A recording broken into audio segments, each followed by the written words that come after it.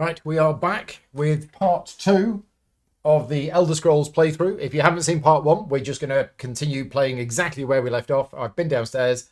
I've eaten a corn chicken tikka masala. I've made myself a cup of tea in my new Gaming Rules Gridcon mug, and we are almost ready to go. So, a couple of things to clarify. I asked at the end of the previous session whether, because there is a dungeon listed in the back of the book for the City of Ash, does that mean that when I went to the City of Ash, I should have done the dungeon? The answer to that is no. You only do the dungeon if you're specifically told to do so. The other thing is I did get a reminder that I do have the 2 XP that I got at the end of the previous session, putting us on 17. I haven't spent that yet, so I can actually spend that between sessions. Other than that, I'm a little rusty on what happens between sessions. I think everything resets. I think I get all of my dice back. I think my over fatigue goes. I think effectively you put the game away and then you get it out the next time you play. So I think, and I'm going to do it now, but I will just check that the chat confirms, everything resets and you go again for another game. We were on a quest for the Outer Watch, but we have decided after session 1 we are going to switch guilds to the Fighters Guild. We're not able to do that through choice. We were only able to do that because the particular quest gave us that as an option. So we are now staying in Valenwood and we are going to be working for the Fighters Guild for session 2, which means we will be in Valenwood for the end as well. So I'm going to be playing this afternoon for probably about 3 or 4 hours, depending on how many delves we have. We didn't have any delves in session 1, which is why it was done relatively quickly. But we'll be in Valenwood for session 2, and then this evening I will be back, hopefully, if I manage to stay awake. I will be back with session 3. What else did I forget? I forgot to Ath at the end of the last session. What's Ath? I don't know what Ath is. I've also got a pencil, which means I can fill in this. So what did we have? We had, it was rude, because we slapped somebody in the face, some wood elf guy. And also we had notoriety, I think. I think they were the keywords that we had from last time. Yes, 2 XP from the quest. So that put us up from 15 to 17. So, yeah, we just haven't spent it yet. And I don't know what to spend it on. I don't know whether to get a level 3 bow dice. It's a bit exciting, isn't it? We've got Vine Dusk Training. Start of your turn, exhaust this die to recover up to 2 bow skill dice. Oh, so you put it in the active, and then at the start of your turn, you can exhaust it to recover up to 2 bow skill dice, or 3 if they're snipe. Okay, or we could take Rapid Fire. 2 damage to your target for each snipe die in your cooldown track prior to this engage. Or 2 damage to your target for each snipe die in your cooldown track prior to this engage. And then recover those dice. Or Arrow Barrage. 2 damage to your target, and then choose to either roll Arrow Barrage again or exhaust it. Okay, but if you roll that, you are dealt 2 true damage. I don't like that. I don't like that idea. So we could go for a level 3 die. We've not used this light armor at all. That was probably a bad move. I thought I'd do something clever. Or we could go for level 2 acrobatics. But I think I'm happy with that. I think we might just stick down the bow route. Yeah, so 2 XP. We'll spend it. And we will buy... yeah, we're going to buy Vine Dusk Training. It's a little bit boring because I have played this one before. And I really want to start exploring other options within this game. As I said at the start, I think next time I play, I'm going to go down the sort of heavy armor melee character route and see what happens. Barrage is only damage on a 1. Yeah, I know, but knowing me, I'll roll the 1. So if you missed this morning, we've just got a few things to say before we start. First of all, this video is not sponsored. Chip Theory Games are one of my favourite clients. I do some work for them, and they are very kind in that they send me their games to cover on the channel, and I have done some sponsored videos for them in the past. This video is not sponsored. I'm playing Elder Scrolls all day today, so I've basically taken today off work, playing this all day. None of it's sponsored, and all of the advertising revenue goes to charity. And I'm only able to do that thanks to the amazing support of my Patreon campaign. So a big thank you to all of my Patreon supporters. And if you want to support me directly, you can do so at patreon.com/gaming rules. In fact, that's what I'm doing this week. It's not just today that I've taken off work, it's the whole week. And they are my plans for the week. We are on day 3 of, how many days? 6. Day 3 of 6. Wow. So yeah, we've got Fighting Fantasy tomorrow. Friday, we're playing Underwater Cities and Anachrony. Saturday, we're going to be doing Voidfall, and then we're going to be doing Talisman Nemesis in the evening. And most of these were voted on by my Patreon supporters. These are the games that they wanted to see being played. To be honest, this is a game I really wanted to play as well. So it's been too long since I've played this game. And if you want to know my honest thoughts on this game, this is definitely one of my favourite games of this year, and it is probably in my top 5, if not top 3 games of all time. It is phenomenal. And yeah, it's just amazing, and I absolutely love it. I think they've done a fantastic job with it, and Cheap Theory Games are great at providing ongoing support for their games in terms of, you know, rules queries, very active Discord server, which is really good community. So yeah, very good quality games, expensive, but you get what you pay for. Right, I can reroll Barrage infinitely, and your light armor gives you a reroll to avoid it. Oh, okay, yeah, so that light armor that I've learned and never use. Yeah, maybe next time. Right, so, hello. You okay? Yes, Vicky's back. Right, let's jump in. Right, Fighters Guild, Session 2. Hunted. I think this is what we're doing. An emissary from the Barkbite clan of Wood Orcs has made her way to Arenthia, seeking to contract with the Fighters Guild. According to her, the Barkbite leader, Chief Dushkull, has learned of a plot that would keep the Orcs from worshipping their god, the Daedric Prince Morlock. Her clan has been working on its own to keep such a plan from coming to fruition, but its members now believe that the people responsible for this scheme have contracted with the Dark Brotherhood to murder Dushkull. For now, Dushkull has journeyed to the Red Fur trading post to seek supplies for his temporary exile. He is waiting for you there. If the guild takes on his contract, you'll need to respond before the Brotherhood can make its move. So we start in Arenthia, which is all the way up there. We need to place a token in Haven. Okay. Let's have a look. Where is it? Probably far away. Yep, far away. This is the Dark Brotherhood Assassin. Set aside quest unit Chief Dushkull. Don't know why we set it aside, but we're going to need it later, basically, I guess. Right, where is he? Chief Dushkull. There you go. Right, next. Quest objective. We need to travel to Red Fur Trading Post. And I'm going to mark it with this so I don't lose track of it.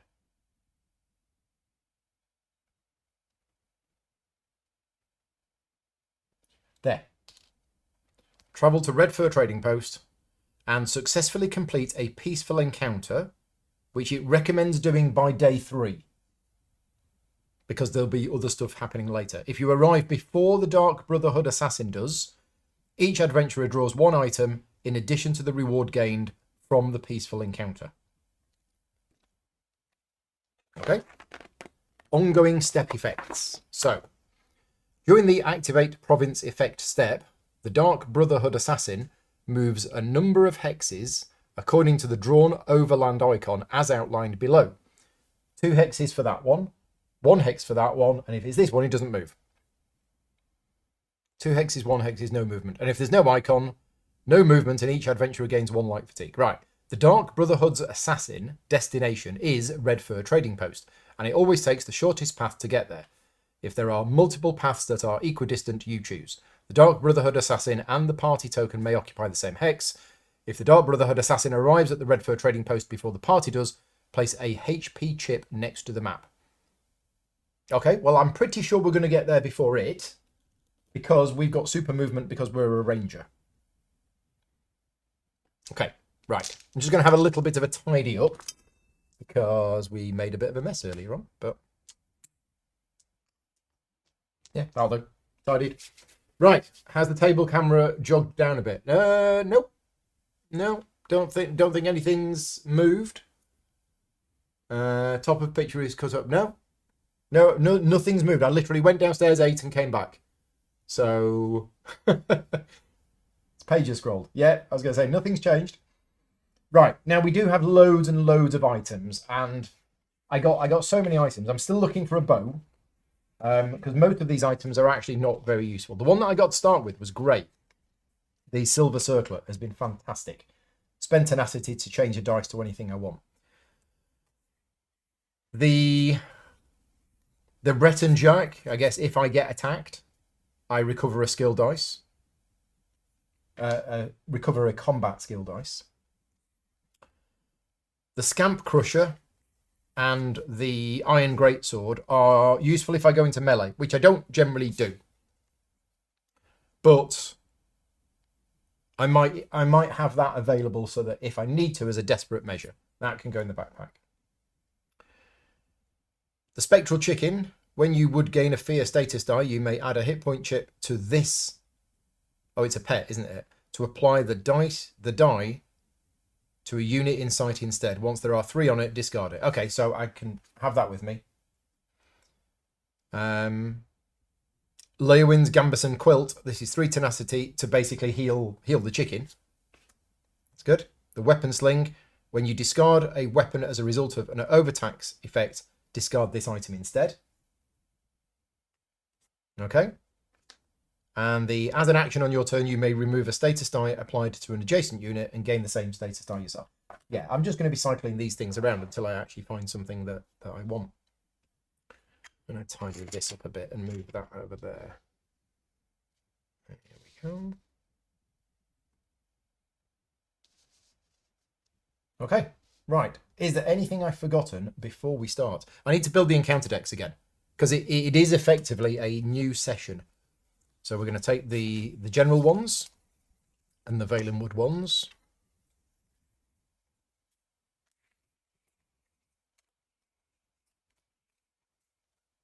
Okay, so 4 out of 10 of these.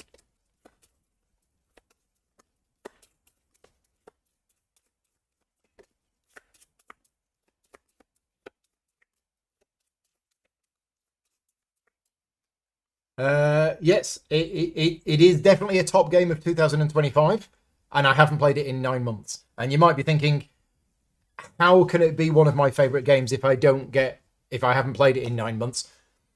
That's how it is. If you look at my channel and you look at all of the games that I've played over the last 9 months, and you think, gosh, I don't have time to play all of those. Yeah, there are just too many games, and yeah.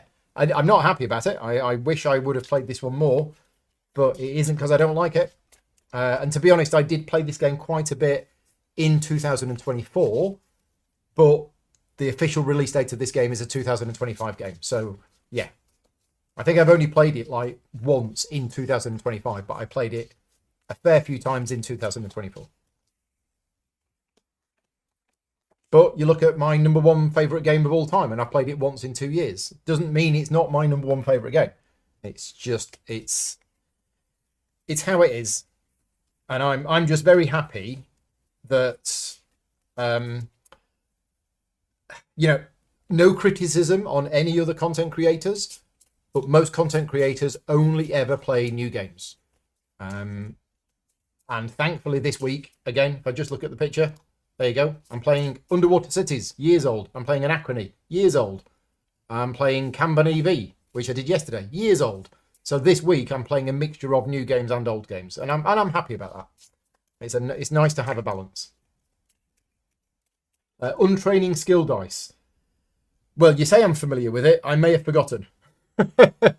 I may have forgotten. So I know you can untrain. So what you're saying is that I could untrain this level 1 snipe die, slide everything down, and that would mean learning the level 4 die would be cheaper. I think that's right. Yeah, Iridia. I've heard really good things about Iridia. Just not had a chance to play that myself. Right, that's those decks done. I'm also supposed to shuffle the items again, but I'm not going to because I want to see new items and there's more chance of me finding a bow. And you're also supposed to shuffle the personal quests again. But again, I'm not going to because I don't want to see the same ones again. Right. That's done. That's done. That's done. I think we are ready to go. And yes, sad to say, I can't see me ever playing Too Many Bones again. Too Many Bones, great game. Not without its issues. I still don't understand how some of the gear locks work at all. But this, for me, I would never play Too Many Bones over this. I would always choose to play this one. So yeah, that's where I stand with it. Right, what are we doing? Day 1. And I assume the day 1 rules are always the same. Even in the second session. In that you have to start off doing the town. I can't actually remember that. I know you have to do it at the start. But, there you go. Question for the chat. Do I have to do day 1? Yes, if this is the first day of the second. Right. Got the answer already. Where are we? Arenthia. So, Aranthia. A bustling river port on the edge of Valenwood and elsewhere, Aranthia only recently threw off an occupation by the Colovians of Cyrodiil, bringing it back into the fold of the Aldmeri Dominion. Though named for an ancient wood elf king, the town has such a heavy Khajiit presence that some wonder if it should be considered part of elsewhere. Right, so Colovian influence. Imperial adventurers, that's not me. Nope. May draw 2 legendary items when taking the town square action, choosing one to gain and to discard one. Right, so let's build the shop. 1, 2, 3, 4, 5. And 1 legendary, which is a +7 bow, I think. Is it? No, it's a dog. It's the legendary Geral rescue dog. Right, we've got some white run trout, some fishy sticks, some grilled hare, and some fawn hoof powder. Oh, and a quicksilver dagger. No bow. Sad. Sad times. Right. Yeah, okay, so trainers. Probably not going to bother with any other trainers now.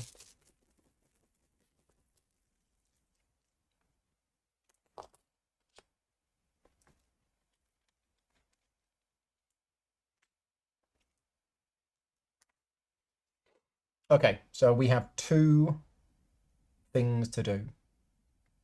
What's the guild kiosk action? So for the Fighters Guild, Guild Hall Sparring.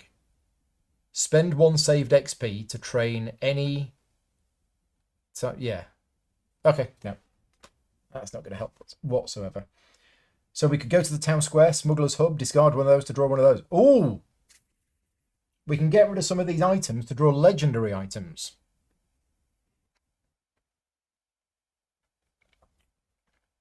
I mean, can you do this twice? I know you can do the shop twice, and I know you can train twice. Is the town square something that you can only do once? Let me have a look.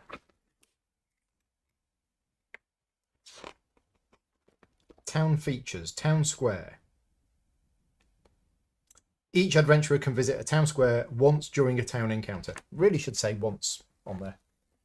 So I think I might do the town square because I've got so many of these items that I don't really want.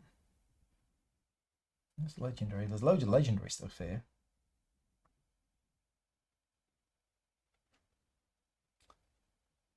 Yeah, so let's get rid of that. Although that'll be good when I get a bow. When I get a bow. I'm going to get rid of that. So I'm going to discard that to draw this. It's a Psychic Domino Pig. All the pets coming out.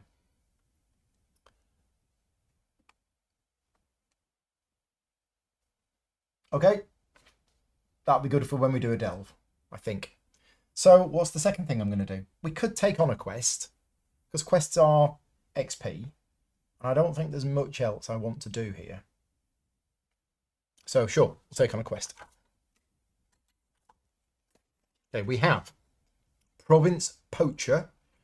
A local high elf collector approaches you with an under-the-table proposition, asking you to bag some rare local specimens.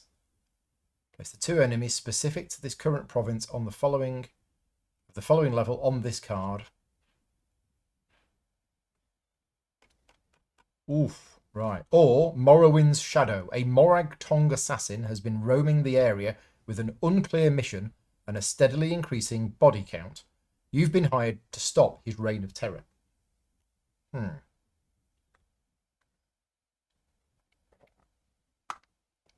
If you are currently in Morrowind and are not on a Dark Brotherhood quest, you decide it's best not to tangle with a sanctioned assassin. Discard this quest and draw a new one. Okay. Vaulting Through the Sky. A wood elf wizard asks you to test a new spell that she thinks will revolutionize travel across Tamriel. So, once per overland phase, an adventurer with at least 3 trained Restoring Light or Light Armor skill dice may flick the party token. Okay. To their desired overland hex. They get 1 flick and must move the party to where the token lands. Each adventurer then either is dealt 3 true damage or gains 3 light fatigue. If the token does not land in a valid hex, all party members are defeated and must immediately move to the end of day phase while the marker goes back to its original hex. Okay. It's a bit fun. It's a bit silly. I can't do it because I don't have the 3 things, and I don't think I want to bother spending more in that. I don't think.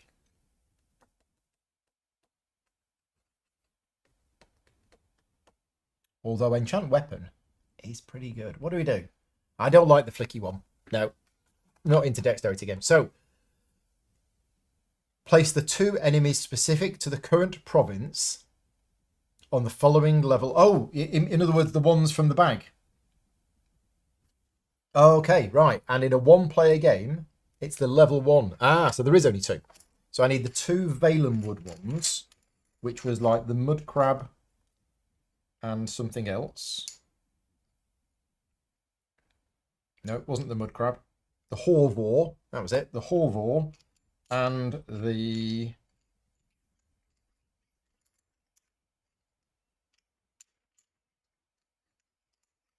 Where is it?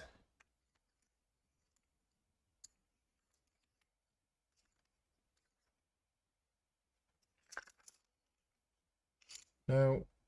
No. No. No. There. The Wood Orc Bandit. Right. So, 2 enemies specific to this current province on the following level on this card. At the start of each non-quest clash, add 1 of these enemies to the EP and deploy it last. If it is currently session 2, these enemies deploy with additional hit points equal to the number of players plus 2. Number of players times 2. After 1 of these enemies is defeated, it's returned to its enemy bag instead of the defeated enemy stack. If it's undefeated at the end of the battle, place it back on this card.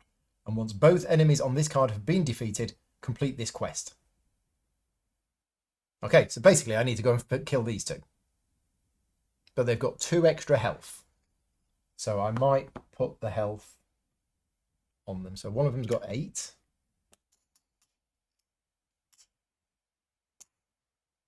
And this one's got 6.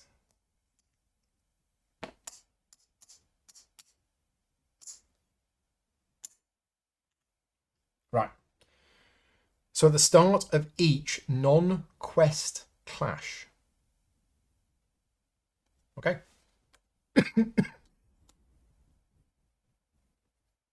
Right, that's it. That's my 2 town actions done. So, didn't want anything from the shop.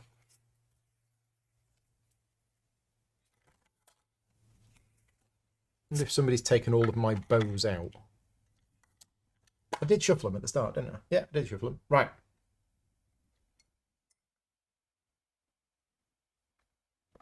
So, day 2. Where was the button? Was it that one? Yeah, it was that one. Okay, so we need to get here. And thankfully, because we are a ranger, we can move 4. We can move 4 each day, and I can use light fatigue to move more. I think let's go for a conflict to start with. So, maybe not. Maybe we do an unstable encounter. 1, 2, 3, 4. Yeah, there's no actual, well, apart from that one. Yeah, we'll do that. I'll go for, we'll have an unstable one, because if we are successful, oh no, even if you're not successful, I think you get 2 tenacity after this. Right, day 2. What have we got? It's conflict, which is what we wanted. So, oh, I was supposed to do a thing at the end of day 1, wasn't I? Oh, that and that. Oh, and if it had 2 symbols... Yeah, hang on. Got to keep looking. It's a shame these didn't come on reference cards. I know I keep saying it, but having to keep flipping back through here to find this. So, it moves a number of steps according to the drawn overland icon. So if it draws both icons, does that mean it does both? If it does, it's got there very quick. So, rules check. If a card has 2 icons, do you resolve both of the things? If so, it's moved very, very quick and we're a bit in trouble. But we can get there. We can do it. Yeah, wow. Okay. So, yeah, so that was day 1. Day 2, we rolled unstable. We're getting a conflict. An enemy in need. The tranquility of the forest is suddenly broken when a group of brigands bursts onto the scene and advances in your direction. Upon closer inspection, you see these combatants are members of the Houndsmen, a local cult of Hirsine, the Daedric prince of the hunt. The Houndsmen have been making plenty of trouble in Valenwood in recent months, but there is one fighter who looks out of place. A young wood elf male. You think you may have seen him before, who appears to be under some kind of thrall. If you best him in combat, maybe you can free him and gain yourself some positive word of mouth. I wonder if it's that guy that we slapped around the face. So we have to choose the red option because it's unstable. It's going to be worth 2 XP. Hopefully somebody sees your good deed. So we need to add quest unit Arvan to the EP and deploy him first. I did see him.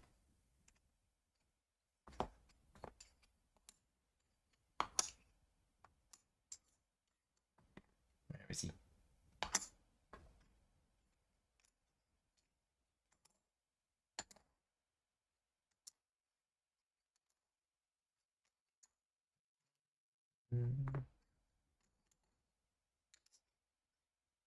No, he's not here. He's not on the other side of that, is he? Ah, that's interesting. He's on the other side of that one. So I guess we're using that one. Right, so add him to the enemy pool and deploy him first. Okay, so he's going to deploy. He's got 3 health. He's going to go on number 1. Right, so our enemy pool is 17. So what's that? That's a 10. Oh, earlier on when I did... Yeah, earlier on when I did 15, I did 3 5s. That was completely wrong. Apologies to anybody from the chat who told me I was getting it wrong. But yeah, it's not 3 5s. It would be a 10, a 5, and 2 1s. Oops, I did that wrong earlier. So this is 17. So it's a 10, a 5, and 2 1s. So the 10, the 5, and 2 1s. Okay, so the 10 is the Khajiit Cultist. We've seen him before. 6. Right, and this is going here.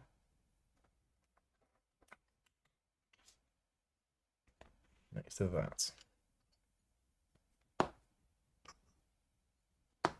Right, then we have 2 5s. So the Wood Elf Marauder is going on here. And then the Wisp Mother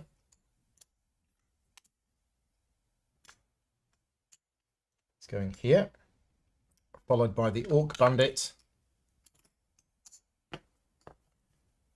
which is going here. And these tiles that we took off, we need these again. Let me know how these work this time.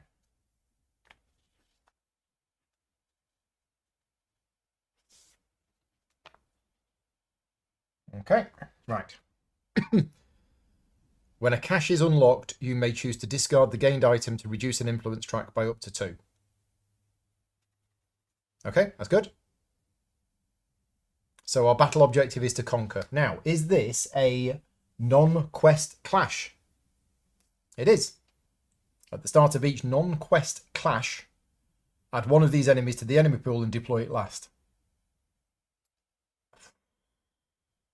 I think I might be in trouble. I don't have my friend with me. And she was awesome.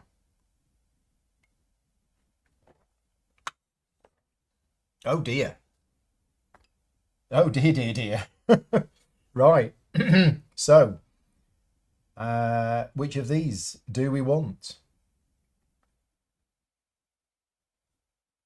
I'm going to take the Orc Bandit. So where's this going? 6? How am I going to deal with all of these? That's a lot of stuff, isn't it?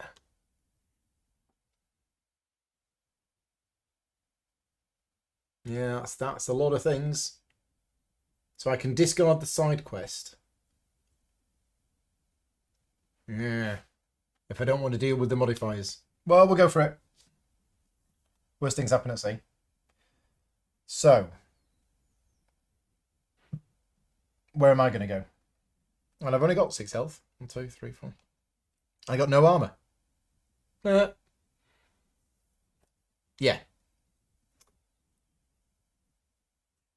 I think we want to be as far away as possible.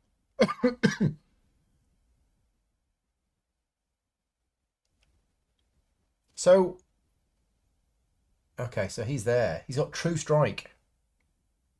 Oh, he's also got Vindictive. This unit increases its combat stat by the number of opposing adventurers. Okay, so his combat stat is actually an extra 1. We have Aggressive. After rolling enemy combat dice, this unit re-rolls all misses once before dealing damage to its target. Intimidate, we know. Ethereal. When it's dealt damage by an adventurer that's not in magic, it prevents 1 damage. Number of players damage. Dodge, we know. Dodge and Vine Snare. After this unit's engaged, its target must drain 1 available combat skill dice. This is awful. It's going to be a short session too.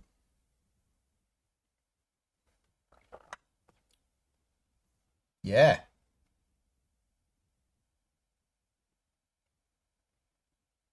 Okay, right. Yes. It seems really, really hard compared to anything that I came across in the first one. But we are on round 1. And we're going to give it a go. But I don't think I want to move. I think I need to stay as far away as possible.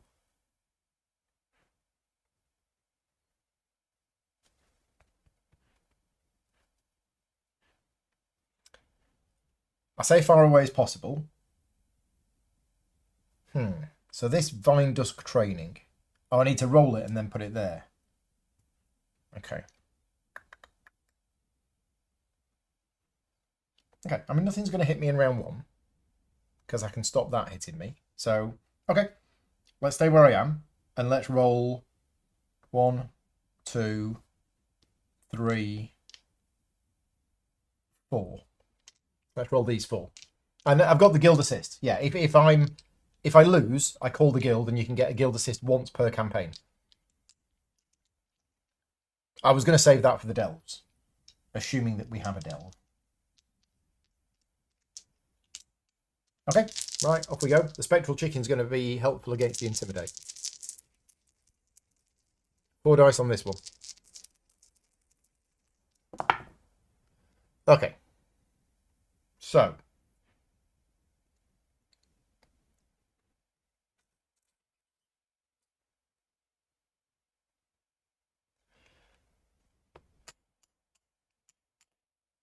It's got 6 health. That's a shame. It's a shame. So that's a level 3 dice, so I can't change that. So that's just 1 tenacity. And that's 4 damage through the armor. Oh, now dodge. How does that work? When this unit is engaged by an opposing unit, prevent damage dealt to this unit equal to the number of rolled skill dice that didn't deal damage. Okay, so it prevents one of them because that's a rolled skill dice that didn't deal damage. Okay, so instead of dealing 4, I deal 3. It's not a good start. Oh, tenacity should have reset to 0. Should it? Oh, I thought tenacity stayed.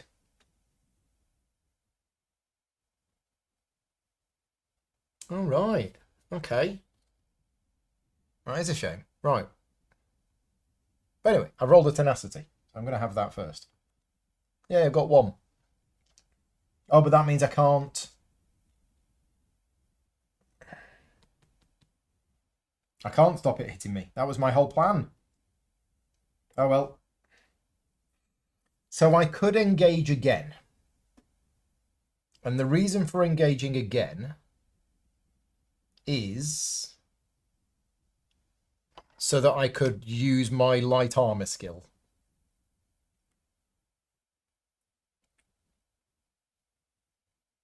Which is just going to help me move. So that's not going to help me at all. I could engage again in order to... And I believe I can still use ranged and I can roll these 2. But that's not going to kill it unless I roll 2 6s. I could put them in defense. Because that's going to... I don't know whether it's worth it. I don't think it is worth it. I don't think it's worth me taking a fatigue.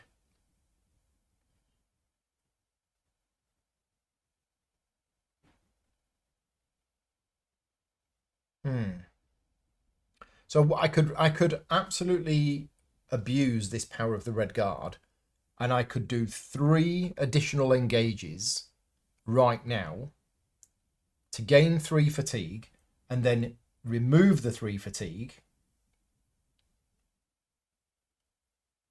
to heal, and if the total hit points recovered exceed your health stat, gain it as bonus hit points. So I could do that. I could boost my hit points.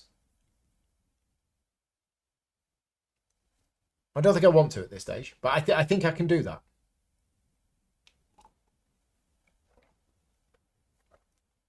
I just don't know whether I want to do another one to switch and go into defensive mode. I'd have to change to that form to do that, but it's probably not worth it. No, it's not worth it. I think that's it. That's all I'm going to do. So the quest units move first. He moves 2, and he's got a range of 3. So he moves towards me. Then we've got the 10, which moves towards me. Then we have the 5. So this 5 moves 2 towards me. This 5 can't move because it can't get closer to me, and it's out of range. And then the 1s, this moves 2, and this moves 2, and hits me for 1 dice. 1 damage. Okay, round 2. Tell you what, I'll move it there instead, because that gives me the option of now going to here. So recovery, I'll have those 3 dice back.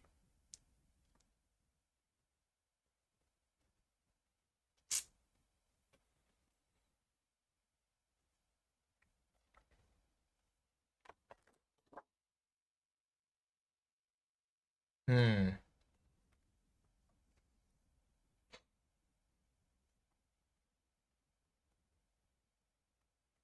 Is it acid splash time?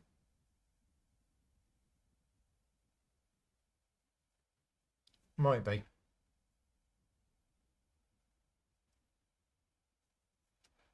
Yeah, I'm going to move to here. And we're going to engage. So that's doing 3 dice.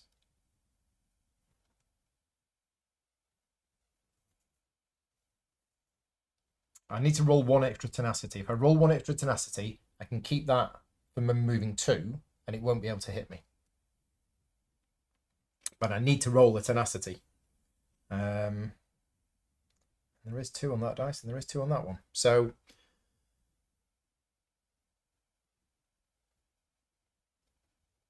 yeah, okay. We're going to roll these 4.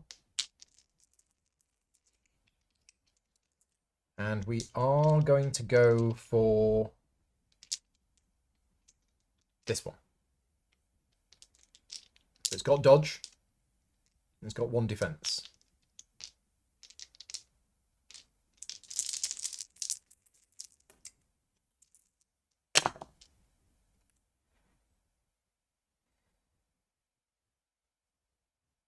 Okay, not much I can do.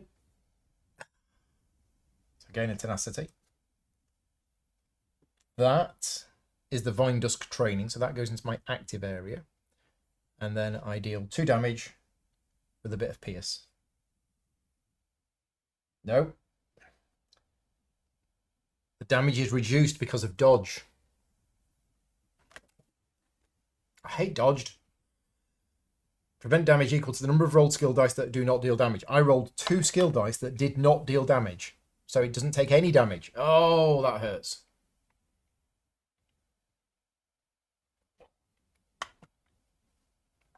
But I got the tenacity.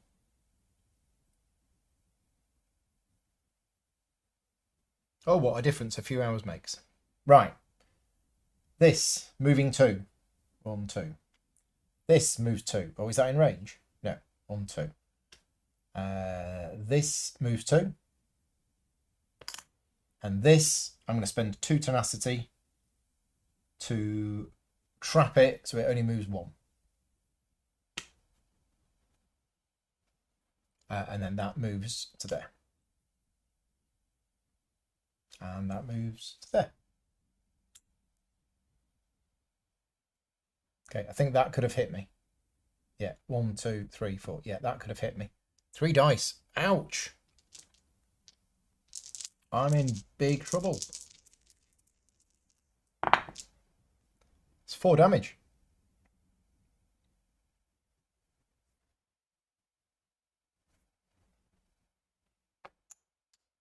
I've got 1 health left.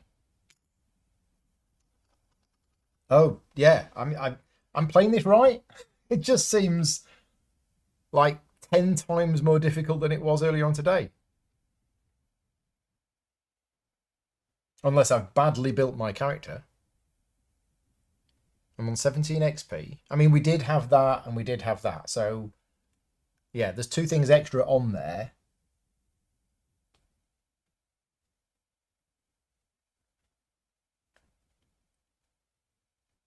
Yeah, I think we're doing it right. Oh, I'm being engaged.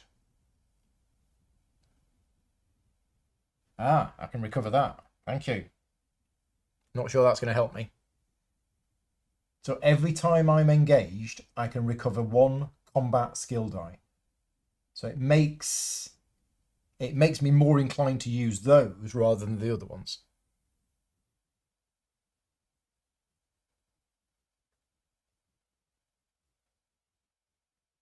In fact, I think I've done this wrong. I think that now moves. Where did that start? Yeah, that started here.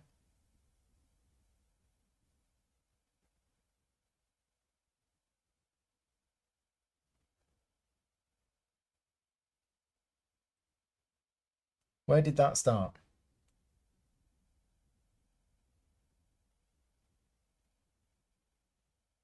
Yeah.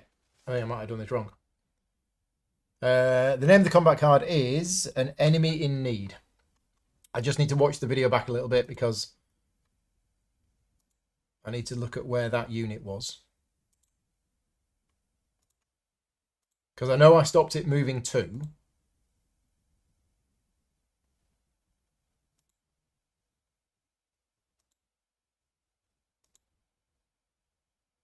Oh, so it started here, it moved to here, and then I stopped it moving so it didn't hit me. Okay, I think we're good. I think we are good. That goes there. But this is hitting me, and it's 1 dice. And if this does 1 damage, I'm dead.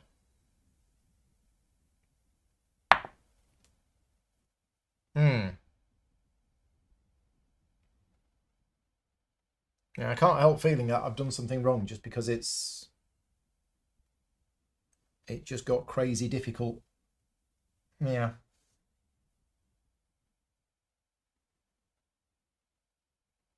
Okay, so options.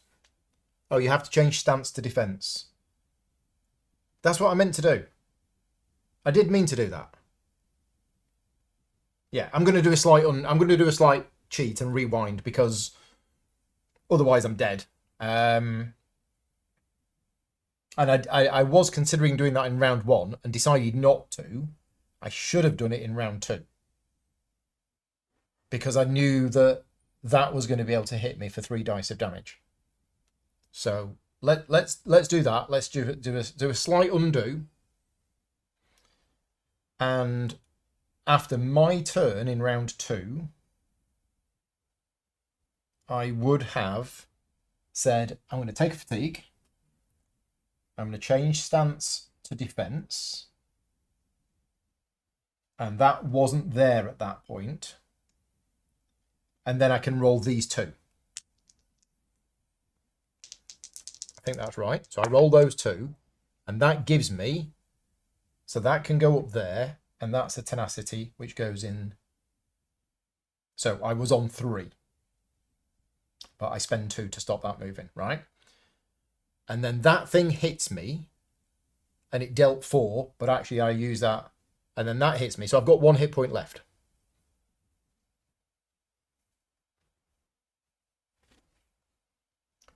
And we need to be doing the adrenaline rush. So it hit me and I got that dice back. Right. There you go. Play better, Paul. Play better.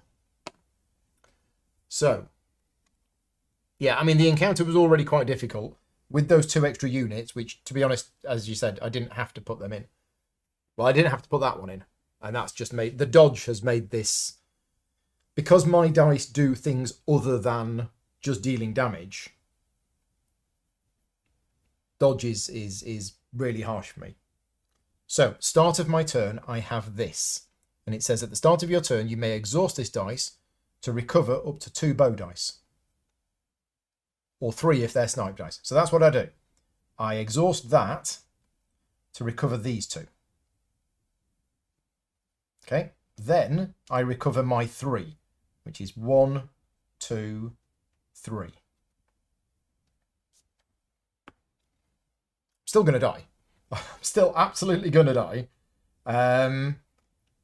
So then I can move. I need to kill that Wisp Mother. Wisp Mother is harsh. So I'll stay where I am, and I'm going to target the Wisp Mother with my range 4 attack. And I'm going to use 4 dice. 1, 2, 3, 4 on the Wisp Mother, which is ethereal. So ethereal says,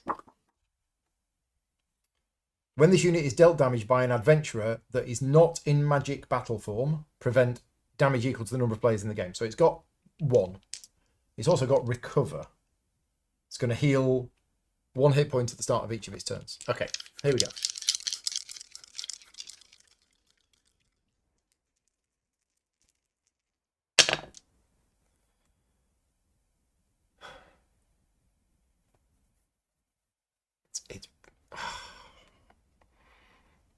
It's 1 damage short. Oh, no, it's not. It prevents the damage, doesn't it? So I've dealt 3, but 1 is prevented, so it takes 2.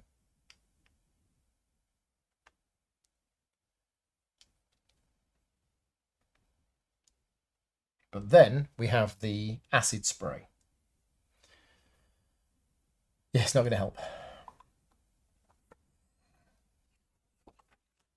So acid spray, selecting up to 3 targetable enemies. And I'm aiming to put bleed on them. So that's targetable.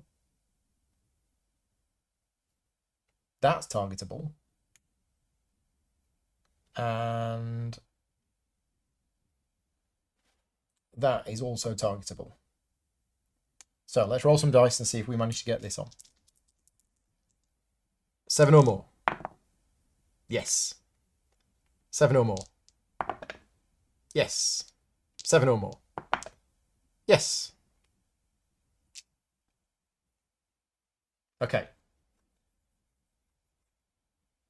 Then I'm going to engage a second time. Change. Oh, so that should change that. Change to that. Roll this. Put it up there. Then I'm going to engage again. Change into magic form. To roll. I mean, do I need to? Oh, because I might roll tenacity. Yeah, I might roll tenacity. I didn't, but that goes active. So once per move action, I can reduce that die by 1 to add 2 to my movement. And then I'm going to engage again to roll this, so I can be in any form. So I'm just going to roll this. Oh, I could have rolled with the same roll. Oh yeah, I could have done, because I could have rolled 2 blue and 4. Yeah, but I'm doing it again because I want 3. There's the tenacity. Okay. And then I'm going to use my once per battle. I'm going to remove 3 fatigue to heal for 3. Desperate times. Oh, right. Overtax, that you use the basic and the overtax abilities. Okay, so if I overtax it, you get both. I've also got this iron greatsword. That could be good. That could kill something. And also, the red guard just says 3 fatigue. So can the red guard, not that I can because I've used it, but can the red guard remove over fatigue as well as just fatigue? Or is it just fatigue?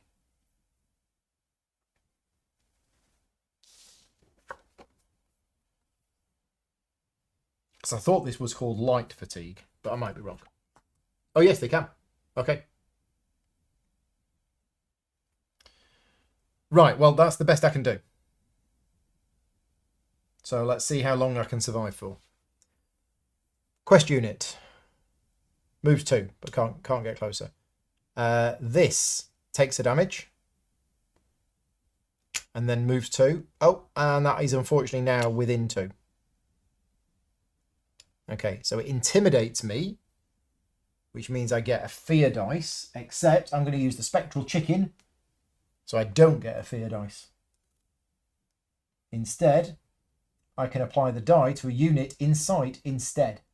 So I can put fear on something.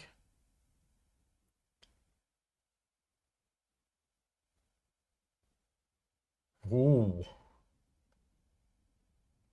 So I'm going to put fear onto the Wisp Mother. Right, but then it hits me for 2 dice. Oh, and it's got Ritual 1. Oh no, it's got Ritual 1.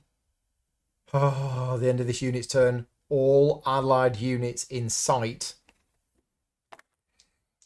Yeah. So it hits me for 2. I protect myself for 1, so I take 1. And then at the end of that unit's turn, it heals everything in sight for 1. This is just ridiculous.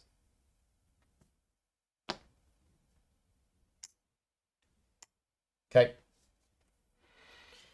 Right, that's that. Then we got the 5s. We have a 5 here. It takes a damage and it can't get to me. We have a 5 here that takes a damage and then doesn't need to move and hits me for 3 dice. That's 4 damage and that's me gone. Well, I tried. So let's look at the options when you're defeated. Because I think that we just end the day and that's it. It's not like campaign over. Or there's the guild assist. So let's just have a look at what my options are. Because I'm not sure the guild assist is actually going to help me. Well, that's not a very good start to session 2, is it? Defeat. 6788. When a defeated adventurer is removed from the battle, place their chip on the race sheet. Any dice in the adventurer's active slots are removed and exhausted. Dice in the defeated adventurer's cooldown track remain there. Cannot take turns, yada, yada, yada. If your entire party is defeated, the encounter ends after the current round, unless the party triggers its guild assist. Treat a full party defeat as a failed encounter and follow the steps below. Place the party token in the closest town to the party's current location on the overland map. Okay. Resolve the reward phase, and then resolve the end of days phase's adventurous step as normal. If playing on expert difficulty and the party is defeated, you heal for 1, even if you don't discard an item. Right. So that's my option. I just treat it as a failed encounter. I don't get anything for it. It's a waste of a day. And we end up in the nearest town.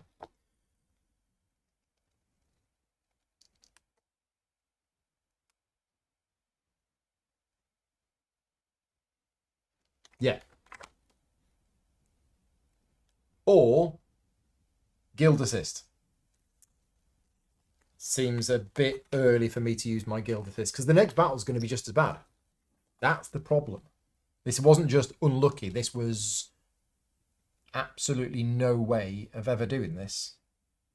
And I guess that's the advantage with true solo, is that any of these quests that just say, oh, just add a unit to the board. Well, adding a unit to the board when you're playing with 3 players is like, yeah, whatever. But adding another unit to the board when you're playing solo, you're not going to be able to do it. It's 3 times as hard. So I did hear that solo was harder than normal. So let's have a look at the guild assist should we want to use it.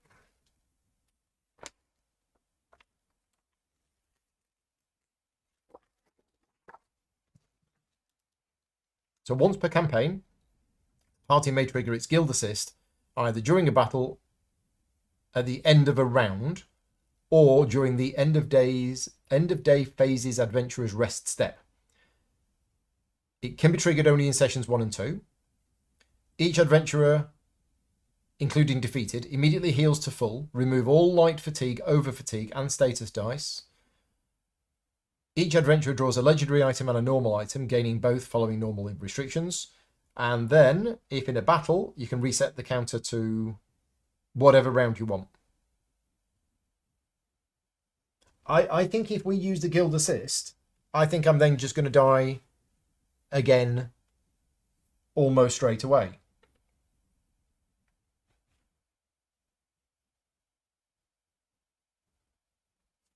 What does the chat think? Yes, Chris. Yeah, I thought solo was a bit harder. Yeah, chalk it up to a loss. That's what I'm thinking to do. We end the day. So we end up in the closest town. There are 2, so I'm going to choose that one.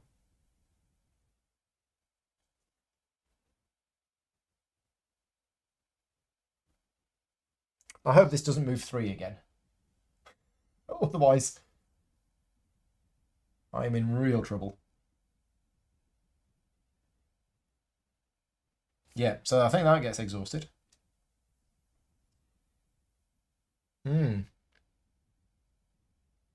Trey's interesting. Okay, so we failed it. We skipped to end of day. Harsh. The rows for defeat again? 6788. It's like I'm playing a different game.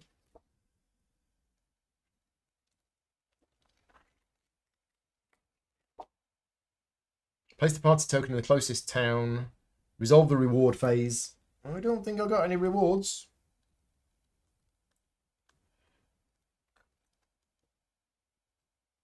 Yep, and then resolve the end of day phases adventure step as normal. Yeah, I'm going to take time to recover. So because I'm playing on adept difficulty, I get 1 back. But because of my ranger, I get another 1 back. Okay. But then presumably I'm on...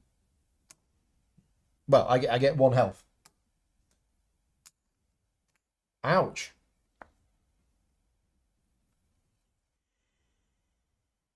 Okay.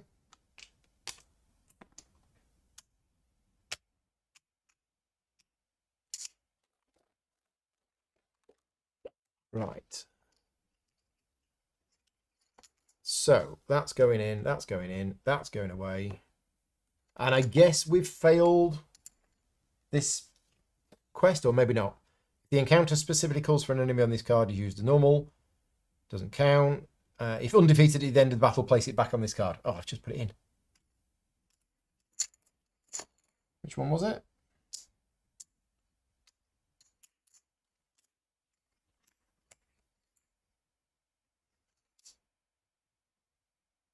It was the Wood Orc Bandit. And it had 6 health.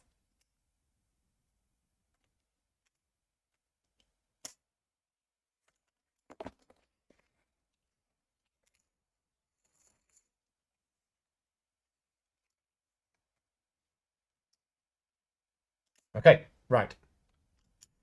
Tidy up this big pile of chips.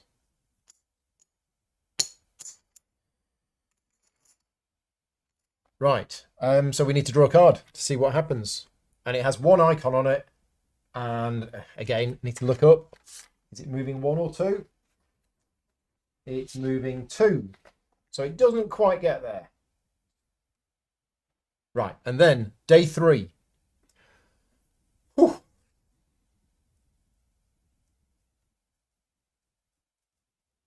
So we move to here. Just in time. So day 3, we have arrived at the Red Far trading post. Successfully complete a peaceful encounter recommended by day 3. Okay. Oh, and if you arrive before the Dark Brotherhood assassin does, each player draws 1 item in addition to the reward gained from the peaceful encounter. Right. For whom the toll sells. You've been forewarned about the way ahead. This area is tough to navigate with plenty of venomous animals and difficult terrain. A group of ne'er-do-wells has taken advantage of the situation, constructing a makeshift toll station along the area's most traversable road. You're in no mood to give up your hard-earned coin, so you're left with a couple of options. You could try to slip past the blockade under the cover of darkness, or you could brave the nasty natural landscape. So we have 2 options, one of which is worth 1 XP, brave the wilds. The other one is worth 2 XP. You manage to sneak through, but the ruffians are hot on your tail. So, if we do the second one, each player draws a random enemy starting at level 1 and moving up with each enemy drawn. Place them on this card. At the start of your next non-quest clash, add these enemies to the enemy pool and deploy them first. So I get 2 XP, but I get an additional monster in the next clash. Or Brave the Wilds. Each adventurer must roll a status die and place it in the bottom rightmost untrained slot in their attribute rows. When an adventurer would train a stat or skill into a slot with a status die, they gain 2 light fatigue and then also gain the status die. Once the last adventurer gains the status die, discard this card. This persistent is not discarded at the end of the session. Okay, I mean, I've got to choose the first one. Yeah, okay, I'll choose the first one. It's 1 XP. So I'm getting more behind the curve. 18 total. Roll the status time. Okay, bleed, bad. Place it in the bottom rightmost untrained slot in their attribute rows. Okay, but I get 1 XP. And I get an item because that's the thing. It's the Mighty Chudden Helm. After an enemy engages with you, gain 1 over fatigue to deal 1 true damage to that enemy and to all units adjacent to that enemy. Sure, let's have that.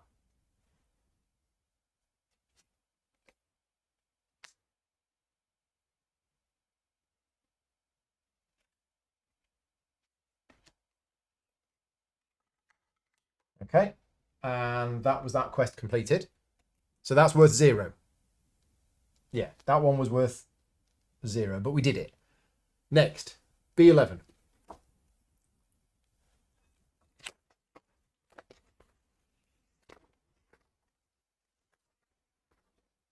Hunted, Fighters Guild.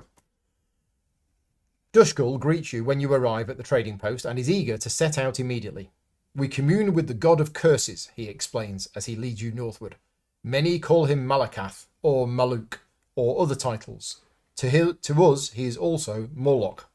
He is friend to the friendless and the betrayed, as we often feel living on land claimed by wood elves and joined to a dominion we never agreed to. He looks ahead, reflecting as you continue through the jungle. Morlock told us recently of disturbances in the Outer Realms. To Morlock, it seems as though the link between our realms and his home, the Ash Pit, is becoming less steady, less predictable. We began to investigate on our own using the ancient rituals of our people, but these efforts have been sabotaged at every turn. I believe someone is trying to sever these ties on purpose, and a spy that we sent to Haven now tells us that the Dark Brotherhood has a contract for my life. I don't believe this is a coincidence, so I have left my home to keep the Barkbite clan safe. This explains a lot, but you still don't know where you're going, and you tell him so. I do not intend to let our connection to our god fade away, he says. We are headed to Horseshoe Island to obtain an artifact hidden away there among the pirates who call the island home. There are places in Valenwood where the barrier between our realm and oblivion is very porous. We can use this artifact, a talisman of amplification, to broadcast Morlock's message to Oblivion's other realms. His mouth forms a grim line. Like us, Morlock is frequently ignored or forgotten. We will not abandon the one who hasn't abandoned us. So, our quest is to travel to Horseshoe Island.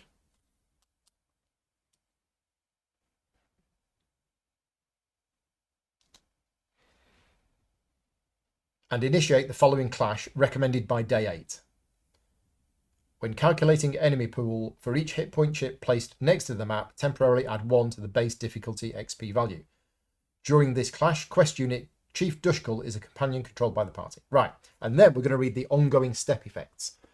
During the Activate Province effect step, the Dark Brotherhood Assassin moves a number of hexes. Oh, right, that's the same. Oh, no, it's slightly different. It's 3-2-1 now. The Dark Brotherhood's Assassin destination is the party token, and it always takes the shortest path to get there. If there are multiple paths, you choose. The Dark Brotherhood Assassin and the party token may share the same hex. Each time it ends its movement in the same hex as the party token, place a HP chip next to the battle map. Okay. I'm not sure why that's there. I think that should be there. So we need to go to the island and beat up some pirates to get the thing. But every time this meets us, a token goes next to the map. And that battle is harder based on the number of things next to the map. Okay. Right. So that was a peaceful encounter. And we got the XP. So we're now on 18. I think that's right. And it's got that icon on, which means it's moving 1 hex. So it moves to there. And we put a thing next to the map. Oof. Right. And end of day happens and I get 2 dice back. And then day 4. Already. Well, we need to move away, as far away as possible. But we also need XP. And we don't really want to do any combat because we're a bit damaged. Oh, I should have got a hit point back as well.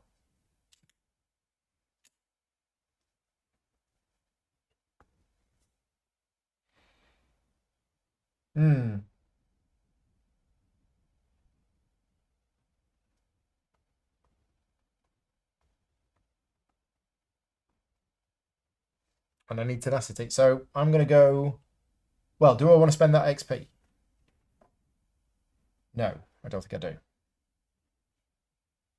Okay, so we're going to go 1, 2, 3. Oh, I've taken him with me. You stay there. I mean, if I go 4... Yeah, I'll go 4. So then he can't get me. So it's an unstable encounter. It's an unstable conflict encounter. Parting the Veiled. You're waved over by a young wood elf crouching behind a bush. He introduces himself as Arvan. Oh, it's him. We were just fighting him. And explains that an encampment of the Veiled Heritants is located nearby. These rebels seek to disrupt the Aldmeri Dominion over petty leadership concerns, putting us all at risk, he hisses. You look like the honourable sort. Can you help me send them packing? The elf seems sincere, and you wouldn't mind the opportunity to pack some Veiled Heritants belongings, but you know the group has a fair number of supporters among Valenwood residents. Announcing yourself as an Aldmeri loyalist could be more trouble than it's worth. So we don't have a choice. We have to choose the one with the red icon because it's unstable, which is rush in with indignation. So it's a battle. Arvan is a companion controlled by the party, but we have to increase influence tracks by a collective total of 1. So what I'm going to do is I'm just going to increase that one. So none of those are having any bad effect on us at the moment. We're going to get 2 XP if we're successful, and we're going to have a battle.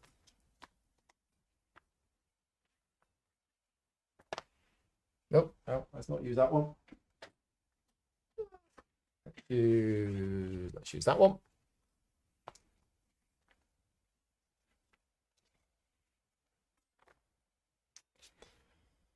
Okay, right. So, are we going to fare better this time, or is it all a bit over?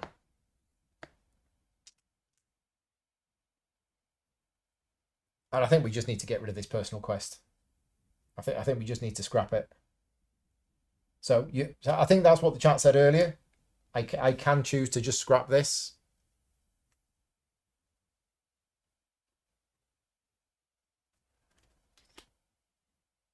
I'll see. Right, so for this battle, Arvan is a companion. Hey, he's on my side now.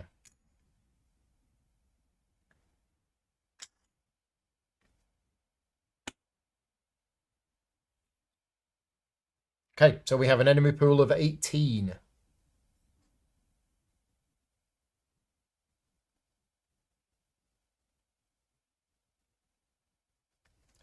So that's a 10, a 5, and 3 1s. No chance. No chance at all. Yeah, I think having that companion in session 1 gave us a false sense of how well we were doing. So the 10 is a Droog. It's got dodge, my favourite skill. It's also got riposte 1. So that's going to go there. So we have a 10, a 5, and 3 1s. 10, 5.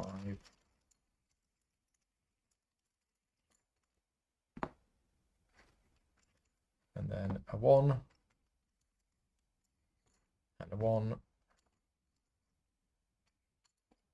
And a 1.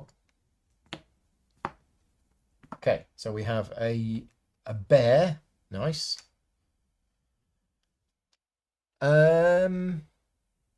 So down to here. Yep. Okay, and then we have a skeever pup. On number 3. We have a high elf bandit. It's 3 health. On number 4. Yeah. And then a Khajiit bandit on number 5.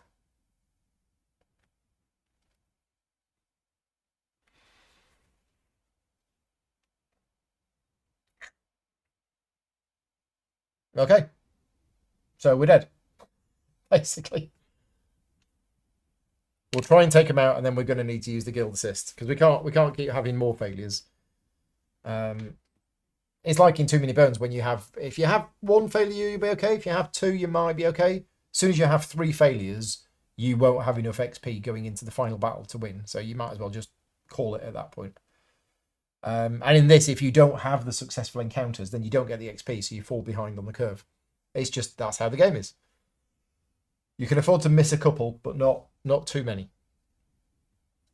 So, it is my go. It is round 1. I am going to cool down 3.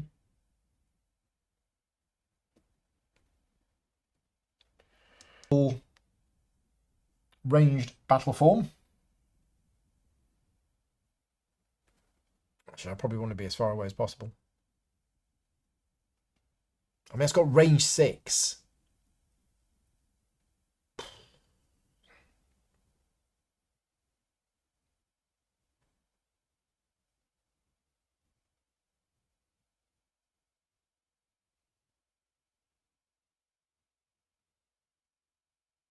And that's got range 3, but I can kill that quite easily, I think. Although it has retreat. What does retreat do?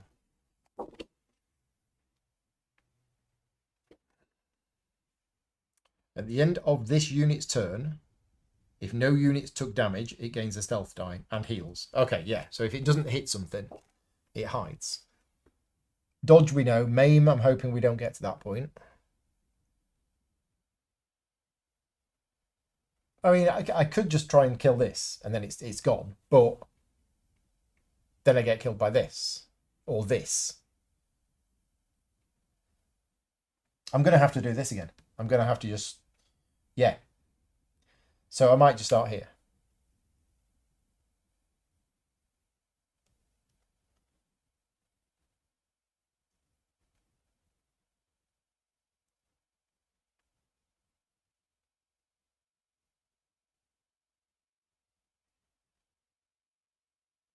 And I could have 2 separate engages.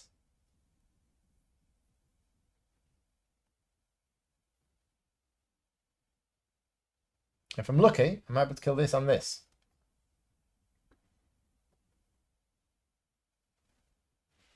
Okay, so first engage.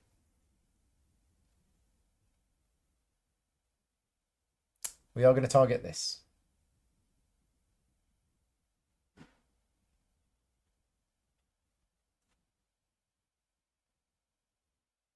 It's not got any defense. It's got 3 health. I'll put that in. So 1, 2, 3.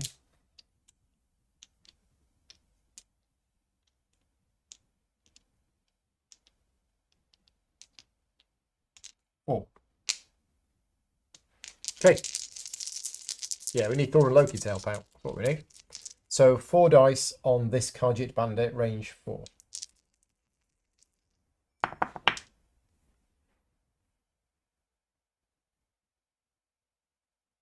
That's terrible.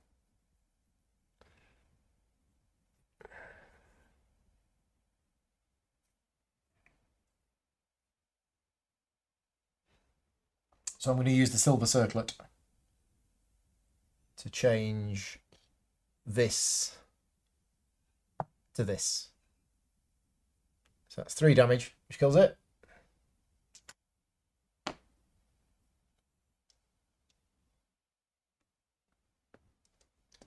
And then I'm going to apply Acid Splash.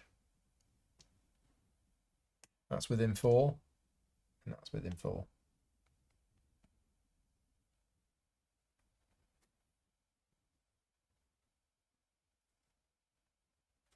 Okay, so 7 or more.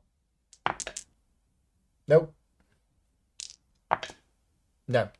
Oh.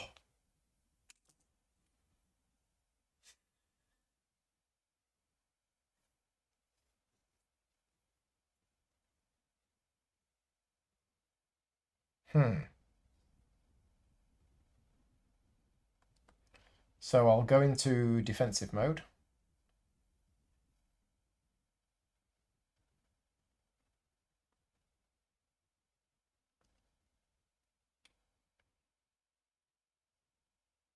Take a light fatigue for a second engagement.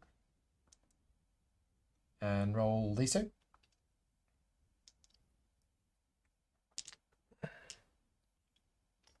Oh, that goes there. So we're going to target... Oh, nothing. I'm targeting nothing because it's defensive. Goes there. It goes there.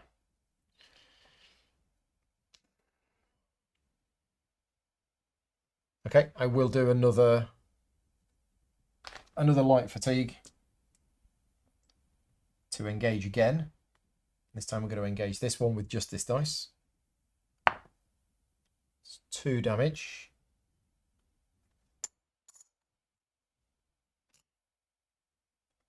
And then we're going to engage again just for a nothing. And then I'll use my once per game ability to heal for 3.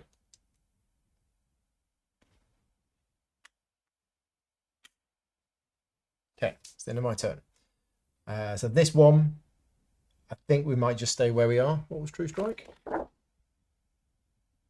If all of this dice result in a 1, it deals 2 damage. Okay.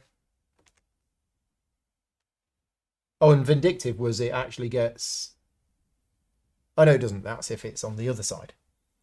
So it's only 1 dice.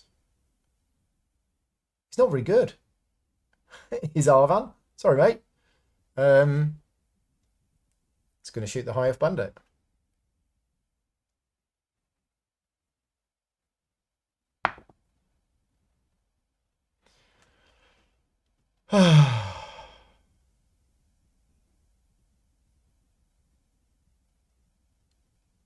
Yeah. So nothing happens. It misses. Oh, no, my dice have been rubbish. Okay, so let's go with them. This doesn't need to move.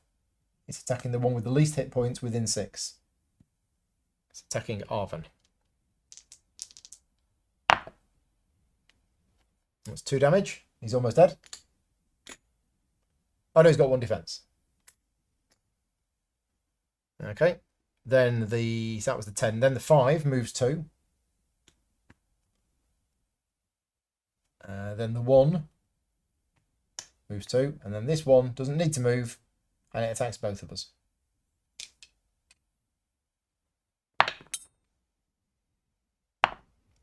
Oh. It's a 2. That's 1 more damage on Arvan. 1 more damage on me.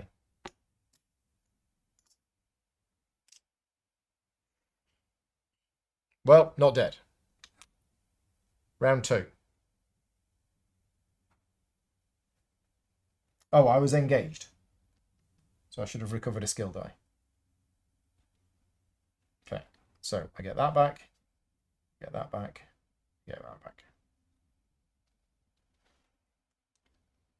You cannot engage again. Oh, you got engaged again. Yeah, thank you. Yeah.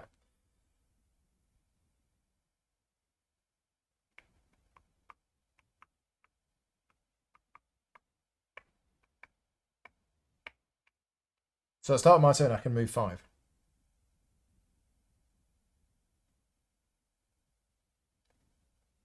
Also at the start of my turn, I can recover 2. Oh, so that should have happened before.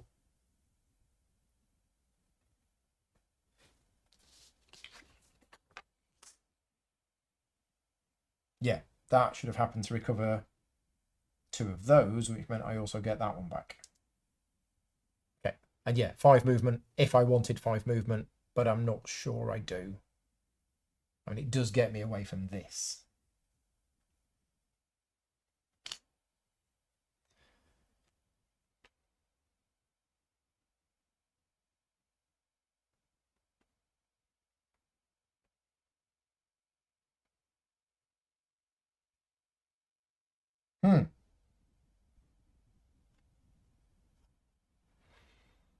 Just need to take out as many as I can. But that's going to be tough. How's my tenacity looking? Nothing. Okay.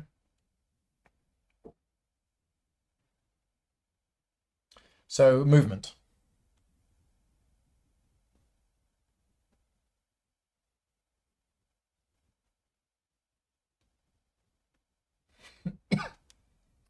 I'll go 1, 2, 3, 4. So I'm going through this. You never know. Might be a bow. Need 551. There's one.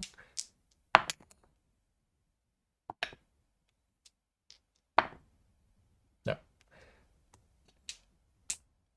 Didn't get it. Don't want to spend the fatigue.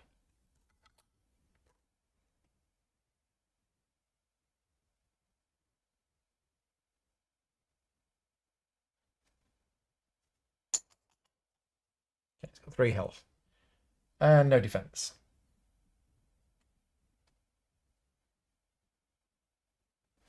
And it's not got dodge.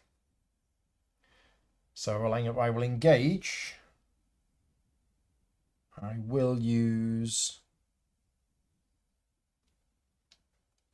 those things.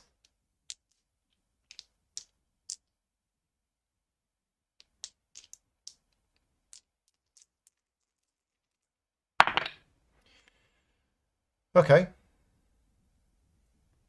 Well, it's dead. That's the good news. It is dead.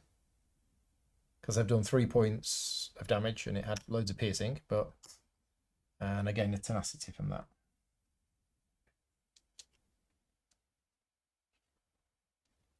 And then we will engage again to switch to defensive form. Roll these 2. Which is another tenacity and 1 defense. Okay, meanwhile, my companion has only got 1 attack dice. He's going to go for the high health bandit.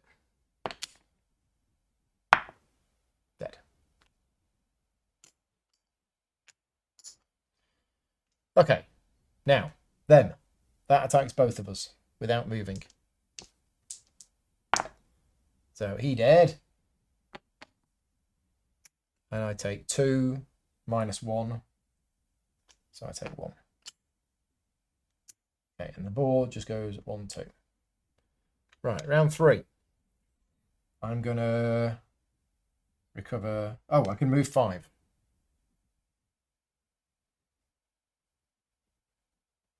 Well, that's not going to get me where I am.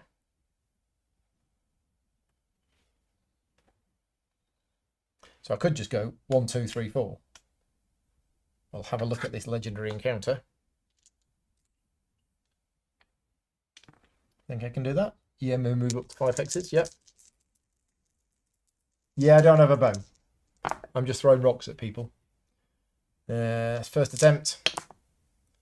Second attempt. And there's the 3.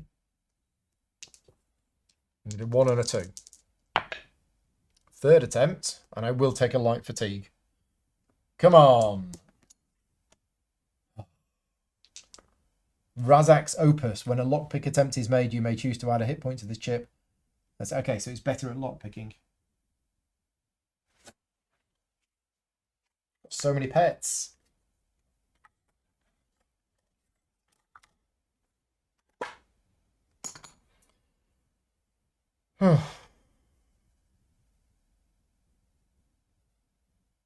Right, so that was the start of my turn. What do I do with this? Oh, while it's in your cooldown, you just use it to move it. I don't exhaust it or anything. Right, now I'm getting 3 back. Yeah, that's a problem.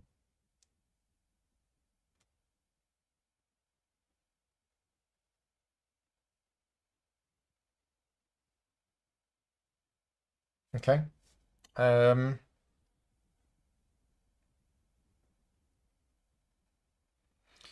Yeah. So that's not going to be able to attack me this turn. I've got very little to actually hit it with. Maybe it's time to... You can't switch items out, can you? After an enemy engages with you again. Yeah, okay.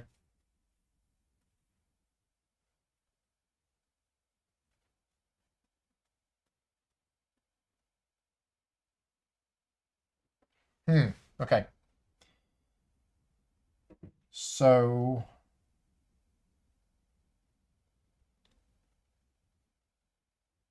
Yeah, how do I heal? I need healing.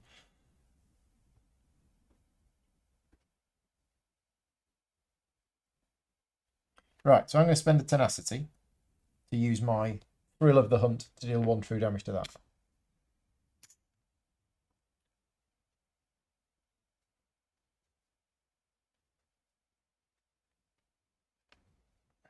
Okay. Then I am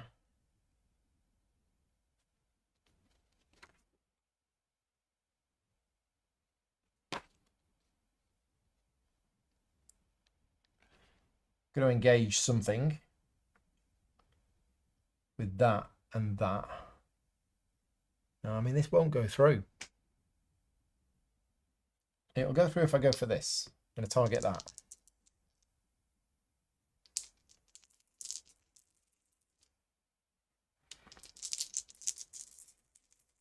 that. Four's good. Four's just long. Yeah, 2 and 3 is probably the best number for the game. Okay, well, I've done a damage. I gain 2 tenacity.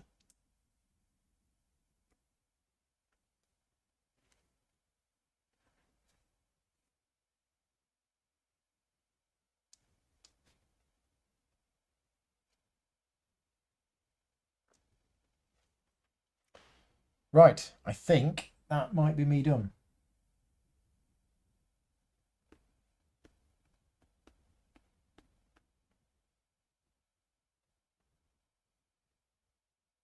So, this one attacks. Should have put my defences up. I should have done.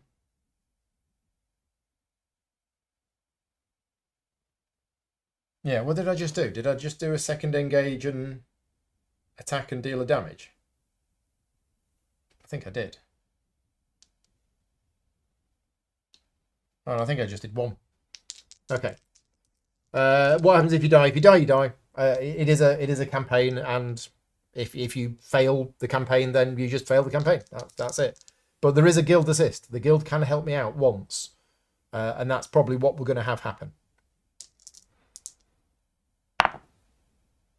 Take 2 damage. I'm down to 1. So I'm not dead yet. And then this moves to... Right. And now we're on to round 4.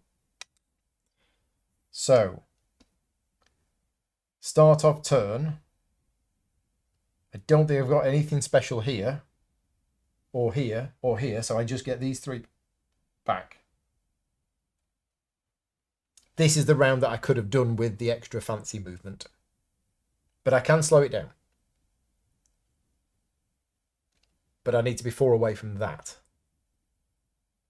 Oh, I am. 1, 2, 3, 4. So I can shoot and then move. Yeah, you can engage and move, can't you? So we'll engage that using these 3.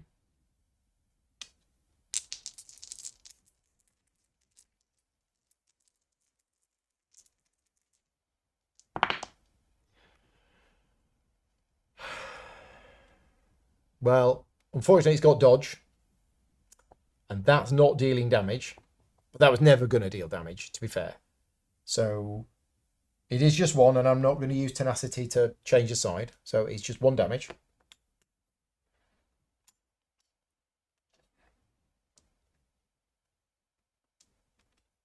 And then I'm going to go 1, 2, 3, 4. Because you never know. We might find a bow. It's a bit late. There's the 6.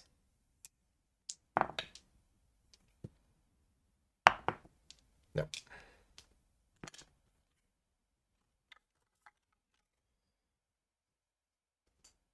Okay. And then on there go. That hits me. I've only got 1 health left. So unless these are double blank, yeah. Okay, so guild assist. We're gonna have to. Which means that's it. That's my once per campaign guild assist. So it happens at the end of the round. So I'm defeated. But then at the end of that round, each adventurer heals to full.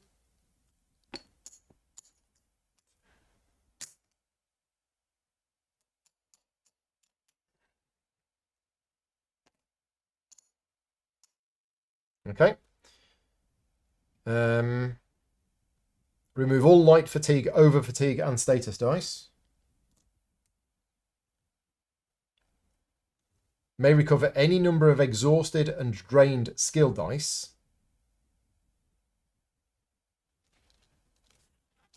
Forgotten what exhausted is. Is exhausted just these?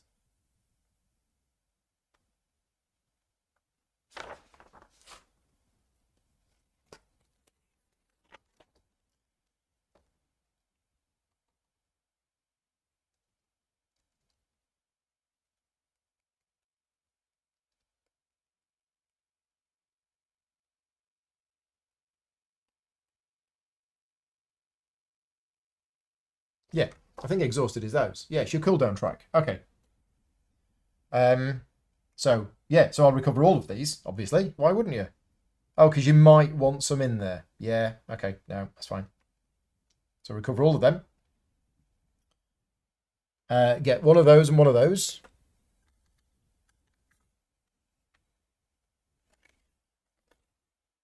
And set the round counter to whatever you want. I set it to 1. Have we drawn a bow? No, we haven't drawn a bow. Of course, we haven't drawn a bow. Right, I'm going to take the heavy red tincture. There's just so much here to throw away. I'm going to get rid of that. I don't want that.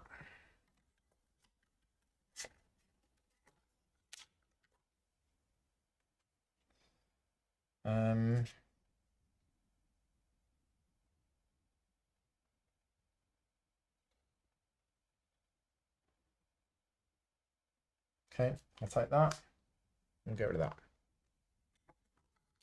Okay.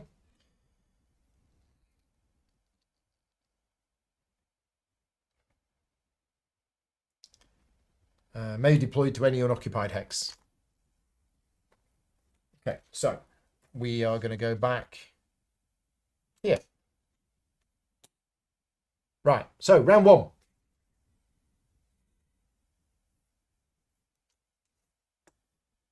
I'm going to engage that. I'm going to use that acid splash was a total waste of time. So I'm going to use those 4. We're in bow form. It's got dodge. If it's got dodge, I don't want to use that. I'm going to use these 2. I'm going to use these 4 because these are all damage. I'm learning. I am learning.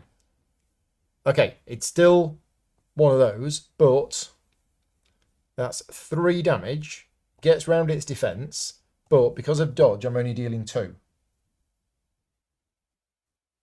So I'm going to have to interrupt that. I'm going to interrupt that and change that to a 2, which means it's dead. It's also got riposte. I've not been reading about riposte. Each turn, the first time it is dealt damage by an adjacent opposing unit. Yeah, okay, I thought so. So that's dead. And then I gain a tenacity. And then I'm going to put that there, and those there. Right, and then it moves 1, 2, and then we go to round 2. I'm going to recover these 3. And then I'm going to engage. And we'll just try and kill it.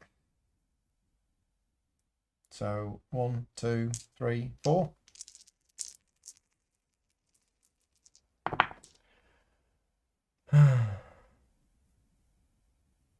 Well, I do have the 2 tenacity, but it's not going to get to me this turn. So that's fine. So that's 3 damage. 3 damage and a tenacity. Making it look easy now. But slow-moving melee enemies are fine when there's 1 of them. And then it moves 1, 2. And then we go on to round 3. And I recover that 1, that 1, and that 1. And then I attack it for 1, 2. I'll just attack it for 2, actually. Yeah. Yeah, dead. Oof. Right. Okay. Huzzah, we were successful with a little bit of help. So, I mean, which one was that? Was that the first one? I think that was the first one. Yeah, so I get 2 XP. So I'm up to 20. And I've got 3 to spend. And that is done. That conflict encounter is done. I've lost track of what we're actually doing here now. We've got to go there. Oh, well, that's it. We're going to the island, aren't we, to beat the people up? Yeah.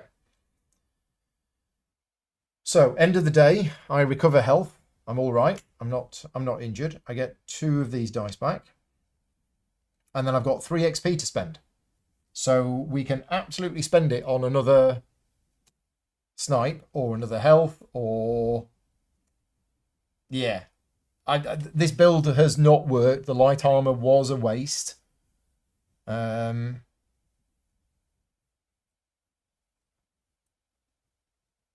Yeah. But let's do some stuff. Let's spend 3 XP.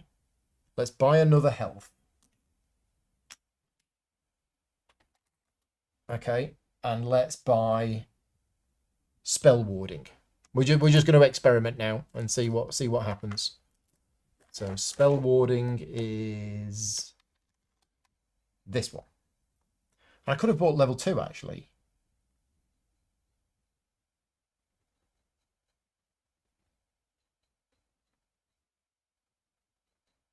Yeah, we'll buy enchant weapon instead. Okay, bought enchant weapon instead. Right. Okay. Yes, the bow dice are nice. I might do that next time. I've just decided I want to experiment with this because it's all gone wrong. And this does point to a question what I'm going to do tonight. Because tonight was supposed to be part 3. And honestly, the way it's going is we're not going to get to part 3. Which is a shame because I have never managed to get to session 3 in a campaign of this. Either due to time limits or, you know, just not. In fact, it's always been time limits. Every time I've played this, we've never actually... I've done a lot of session 1s. And I've done a couple of session 1 and 2. But I've never actually got to session 3. So, yeah, I haven't actually fully played this game yet. It's a bit of a shame. So, end of the day, we're going to draw a card and see what happens. It's that, which I think is moving it 2. And it means that moves up. I think I forgot to move these up as well. But it's already hard enough. Yeah, moves 2 hexes. And I think the influence still goes up. I think that's just a standard thing for the region. Yeah, it is. Okay. Right. We are on... what are we on? 21 XP? No, 20. We're on 20 XP. 20 XP. Take end of session experience and rebuild your character for the fun of it. Yeah, I could do. Although based on how exhausted I am physically, me, not the character, I know that I'm already starting to struggle. Yeah, I'm starting to lose the plot a little bit. Just really, really tired at the moment. So, day 5. I mean, we could just go and have the fight. We've got plenty of time to do it. But I think the longer we leave it, and I am going to scrap this quest. So I'm not going to do it. It's not going to work for me.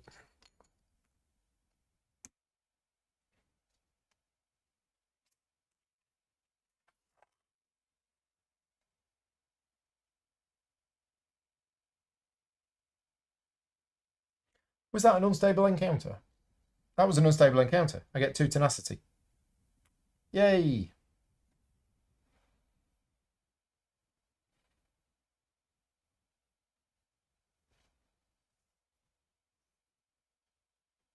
So we could go to a town. We could go to Velin Harbour and go shopping and hope that we find a boat. The problem is it's a day. It's an XP gone. It's potential XP gone. So yeah, I think what we're going to do is we're going to go here to an unstable encounter and we'll see what we get. Because then I can afford to spend some tenacity.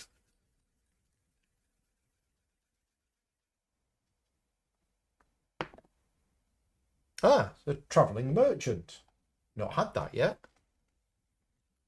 So I think you still get the 2 tenacity at the end, which we don't need. Valen Wood is a frequent haunt of the travelling merchant Khajiit clans known as the Bandari. I tell you what, we've got an ability. When you roll to determine an unstable encounter, you may re-roll the unstable die up to 2 times. We're going to do that because we don't want this. Although that's 4 legendary items. No.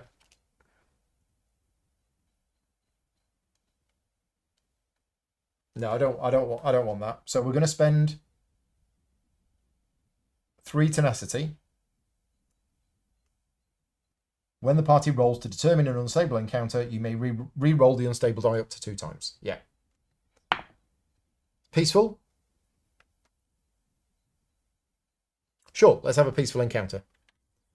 Out of sight, out of mind. You can't explain why, but it seems like everywhere you go, you're met with some hostility. Oh, it's this one. We've done this one. Right. Just don't get lost in the woods. So we get an XP. So that goes up to 1, and we've now got 21 XP.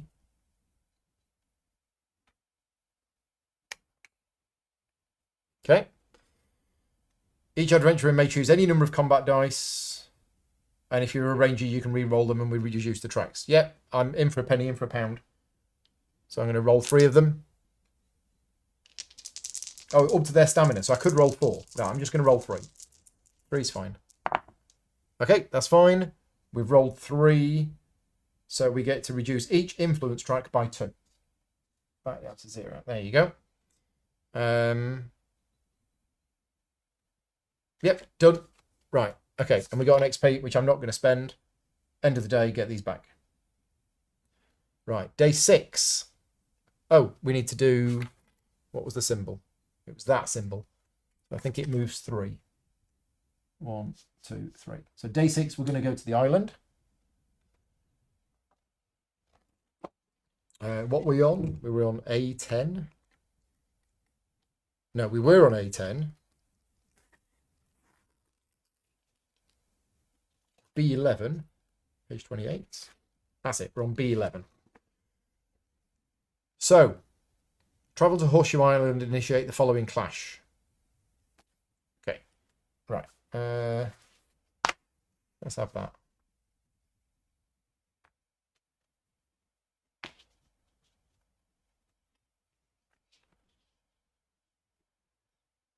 Okay.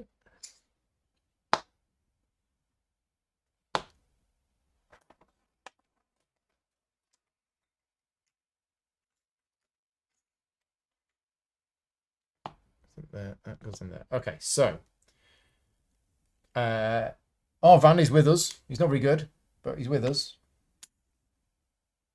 And there's me. When calculating EP, for each hit point chip placed next to the map, add 1 to the base difficulty XP value. So we're adding 1. So instead of it being 21, it's 22. Oh no, not Arvan. Chief Dushkull. Who's got 5 health, Iron Bark, Motivate. I don't know what any of these things do.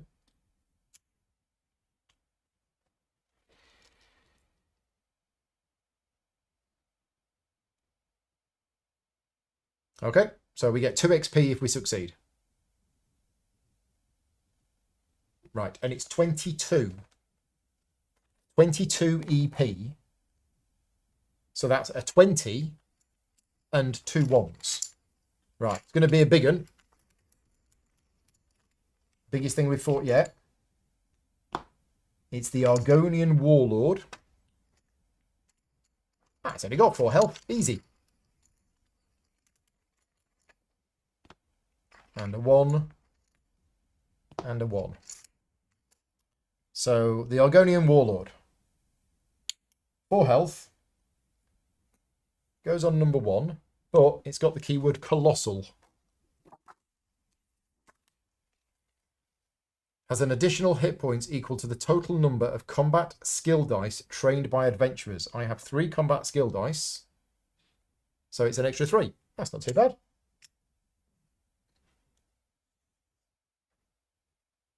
Right, it's also got elusive.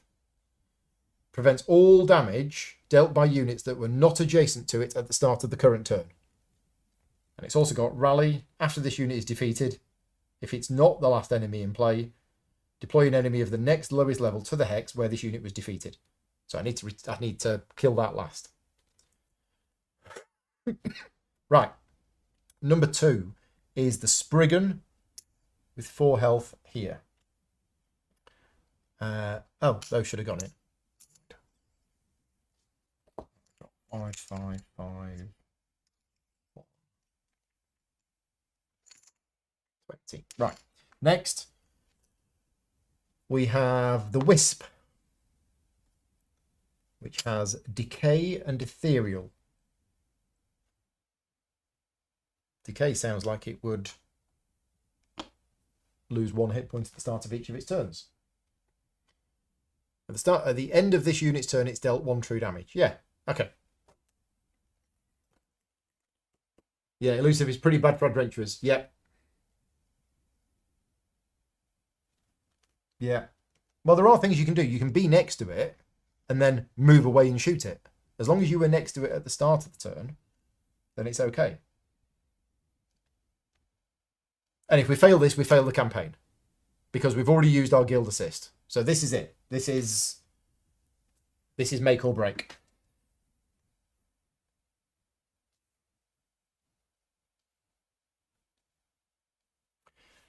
I'm just dealing with the emotional disappointment if we do lose this now and I don't get to do session 3 tonight. We'll have a think about. I think I might go with what you suggested if we fail this now. So we have a plan. We have a backup plan. But I will try my best. So round 1, we're on day 6. We're only halfway through the second session. We have Bane, so we know what that does. It's going to attack us and it's going to deal damage. We know what Colossal, we know what Elusive does, we know what Rally does, Decay, Ethereal, Ironbark, and Motivate. Ironbark, when this unit is dealt damage by non-adjacent units, its defense is increased by 1 for that engage. Oh, that's exactly the same as the... Oh yeah, Valenwood, Ironbark. Right. And then Motivate. At the start of this unit's turn, all adjacent allied units gain 1 tenacity, and all adjacent opposing units lose 1 tenacity. Okay, so I might go there.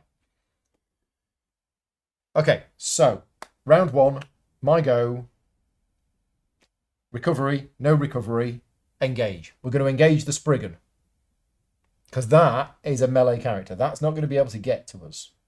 So I'm just going to fire everything at this. And it's not got dodge. It's got 1 defense, but that's fine. In fact, if I started... Oh, so I could... Oh, wow. Ooh, hang on. Elusive. Prevents all damage dealt by units. Ah. So if I did start here...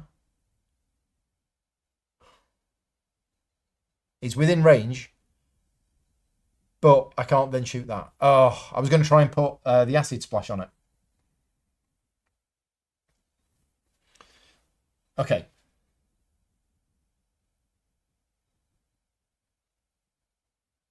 So. Yeah, we're just going to shoot the Spriggan. And I'm going to put 1, 2, 3, 4. It's not got any dodge or any nonsense like that. Just these 4 dice. Come on.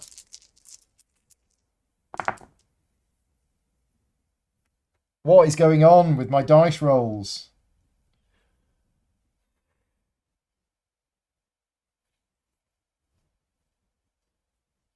So I do have 2 tenacity, but that's not going to be enough to kill it. So I'm just going to deal the 1 damage with the pierce. I'm going to gain 2 tenacity, up to 4. And then I'm going to put that in the active slot. Okay. Wow. But then Chief Dushkull goes. Chief Dushkull is not moving, and he's rolling 3 dice. Oh, and he's motivated. He's motivating me. I need it. Start of this unit's turn, I gain a tenacity. Right. Come on, Chief Dushkull. Box. 1. 2. Minus its 1 defense. Ouch. We are rubbish. We're absolutely rubbish. Okay. Enemy's turn. So this moves 2. 1, 2. Doesn't attack, so it's range 1. This decays and moves 1, 2 and can't attack. And the Spriggan, oh, it attacks both of us. Ouch. Have I been using the Breton Jack? Now and again when the chat reminds me.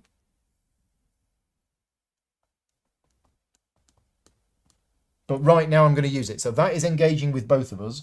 Because it's engaging with me, I recover that. And it's dealing no damage, but it puts Bane on both of us. So that goes there, and that goes there.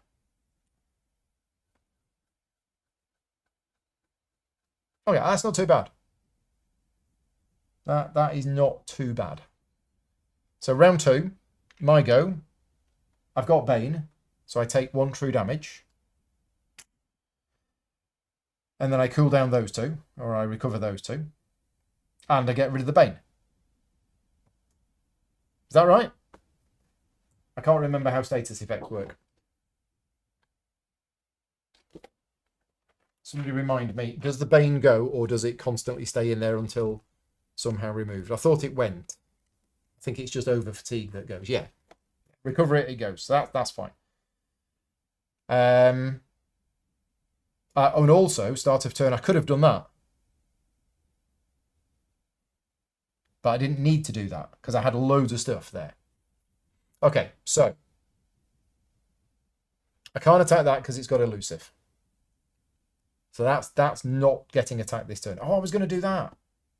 Oh, I had all these thoughts. I think I'm going to do that first. Let's do that. Let's switch to magic mode. And I'm going to roll these.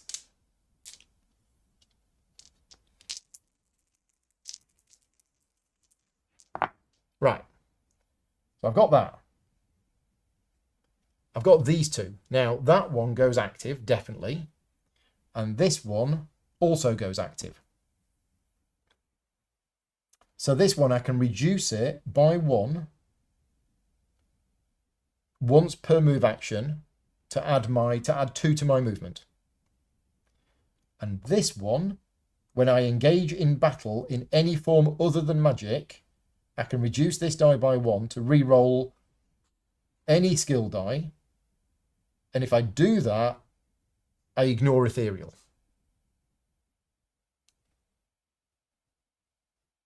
Awesome. Right. So that's my first engage done. Then, so if I move, I can move 6.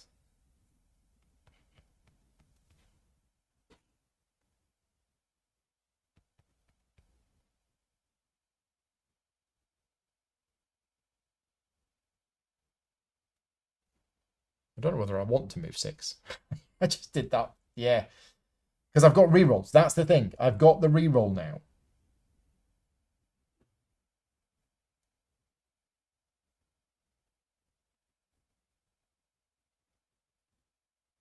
I think we just want to get rid of this. Not going to be able to attack that this turn. But I could move next to it, ready for next turn.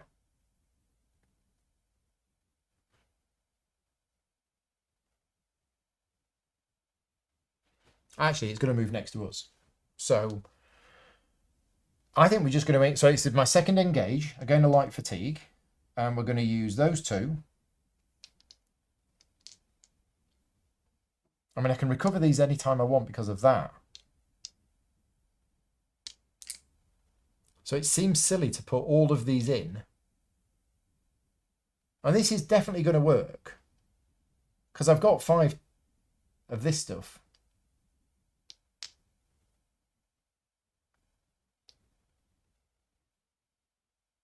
Yeah, okay. I'm just going to use these two. Okay. I say definitely going to work. So I have to spend 2 tenacity. Oh, it's this. Yeah, it's 2 tenacity to change that to kill that. Right, so that's gone. That was my second engage. Now I haven't moved yet. But elusive is I've got to have been there at the start of my turn. Start of the current turn. Yeah. Okay. So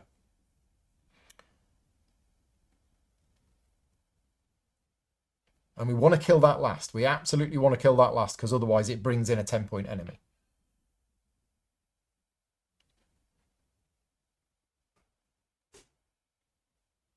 I'm not going to move. No, I'm not going to move.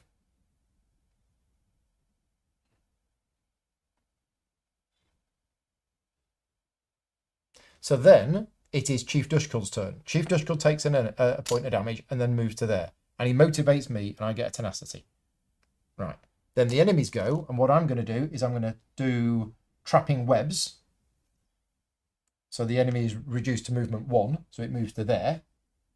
There. And then this decays and moves 1, 2, and is out of range to attack us. Right, okay. Oh, I also had an enchant weapon. I did. So I could have re-rolled it with enchant weapon. Yeah, that's why I did it.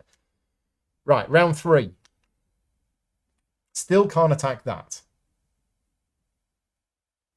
But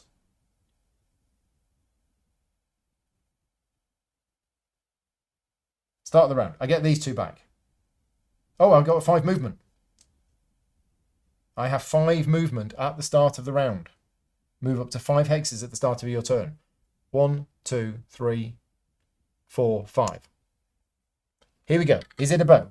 Is it a bow? 5, 2, 5. There's the 2. First attempt. Second attempt.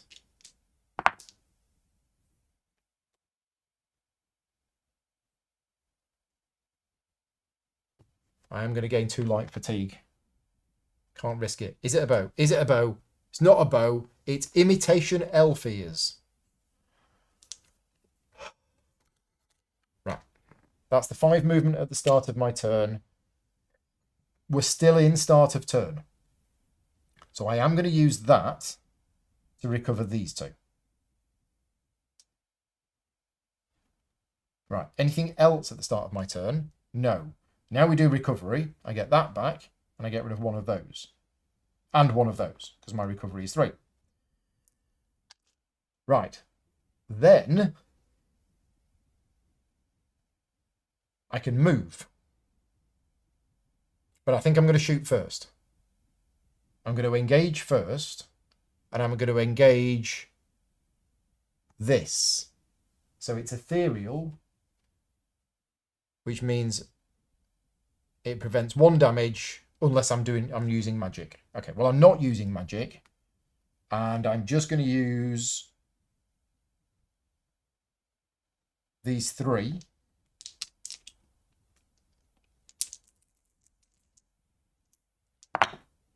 Yeah, it's dead.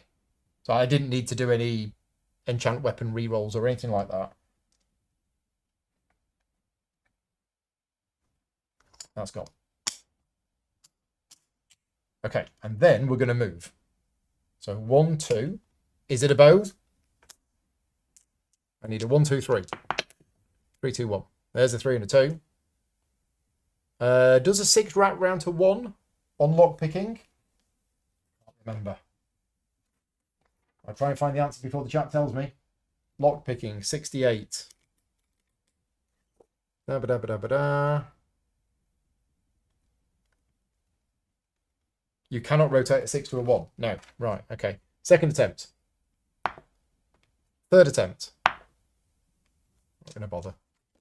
Was it a bow? No, it wasn't a bow.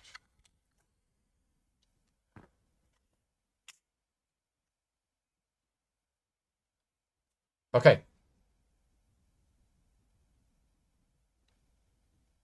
How much movement do I have left? I think I have 2.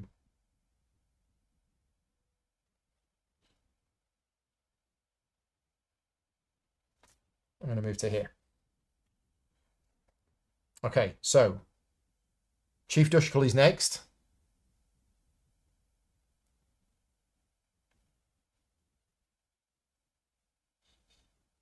No, I'm going to do something else. I'm going to engage again, switch to defensive form, and roll these 3. Oh, I've got that to increase my movement. Yeah, I tick that down to increase my movement to there. Then I engage again to roll these in defensive mode. So they go there, that goes there. Right. Then Chief Dushkull is actually just going to remove 1. Have I already removed 1? Yeah, I think I've already removed 1. So he moves to there and he hits it because it's going to go for me. So that's fine. So he's got 3 dice. Does the quest unit get the Bane? Oh! You're right. He's immune to Bane. Even better. Thank you. I did learn that in session 1 and then forgot. So Chief Dushkull hits him. Oh, he can't hit him. He wasn't adjacent to him at the start. But he will be next turn. Right. Now he hits me because he goes for the strongest one. So he's going 4 dice. I can recover. I'm attacked, so I recover a combat dice.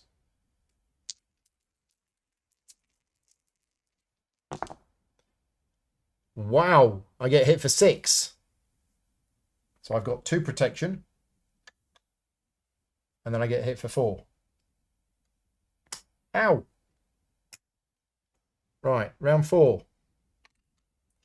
I am next to him, so I can hit him. But first, I recover these 3. So that one, and that one. I slide down.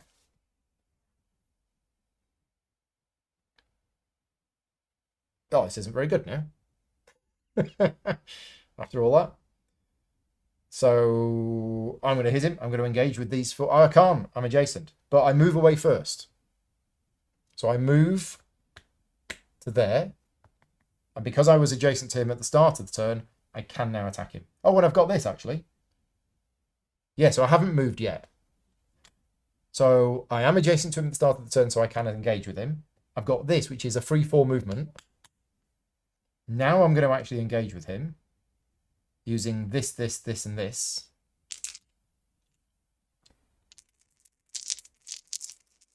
I did recover the white die, didn't I? I thought I did recover the white die. Maybe I didn't. In which case, I'll roll that, that, that, and not that.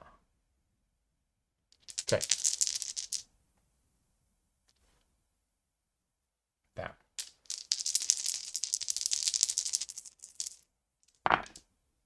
Okay, this is more like it.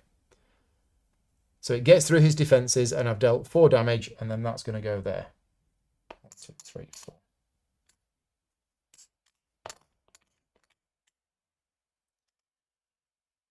Right. And then we're going to pop these in here, like so.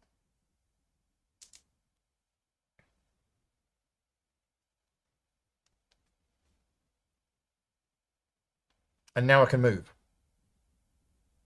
So I do. I move. Right. Then, in fact, I'll go here. Chief Dushkull then activates, motivates me, and attacks for 3. Dealing 4 damage, minus his defense, gone. Yeah, that actually didn't feel like a 20-point enemy. I mean, it wasn't. It had like 7 health, 1 movement, 1 range, 1 defense. Yeah. Okay. Yeah, sometimes it goes like that. That was a really easy fight, considering that was a level 20 enemy. After this unit is defeated, if it is not the last enemy in play. Yeah, okay, we're done. So that was the actual quest Right, so the campaign is not over. We gained 2 XP. So we gained 2 XP. We gained 2 XP. We're on 23. When completed, go to entry C12, page 35. Are we back in the game? No, we're not back in the game. Hey, Glenn. Thanks for popping in. Right, page 35. You've obtained the artifact, though you have been slowed down by stealthy attacks that were likely ordered by the Dark Brotherhood. Dushkull, however, is undeterred and asks you to escort him to the City of Ash. We know what's there. The former Wood Elf town was decimated when a cult leader opened a portal to the realm of the Daedric Prince of Destruction. A brave hero helped close this portal, but it still bears the markings of oblivion, Dushkull explains. I believe the talisman can be used there to bind our land closer to the land of the Daedra. But be wary. Though the portal has closed, the City of Ash is still very dangerous, and I fear that the closer I get to accomplishing my task, the bolder my enemies will become. So we remove that token. The assassin is no longer after us. We need to travel to the City of Ash, and we need to initiate the City of Ash dungeon. I've never done a dungeon before. Huzzah! Using the end of session difficulty EP, recommended to do it by day 12. So basically, we have another 5 days to try and get as much XP as we can, and then we need to go down the dungeon. And it's going to be like 32 XP difficulty, and we're on 23. So we need to get 8 XP in the next 5 days to draw level with where we should be. It's not going to happen. Okay, right. So that's it. That's where we are. End of day. We draw a peaceful encounter to see what happens. And that increases as that. I get 2 dice back. And I heal for 1. Chief Dushkull is not with me anymore. Done his job. That's it. Okay. Let's put these back in the bag. I needed that. I needed that encounter to counteract the absolutely horrendous encounter that I had at the start of session 2. Right. Oh, I'm just going to grab a quick drink.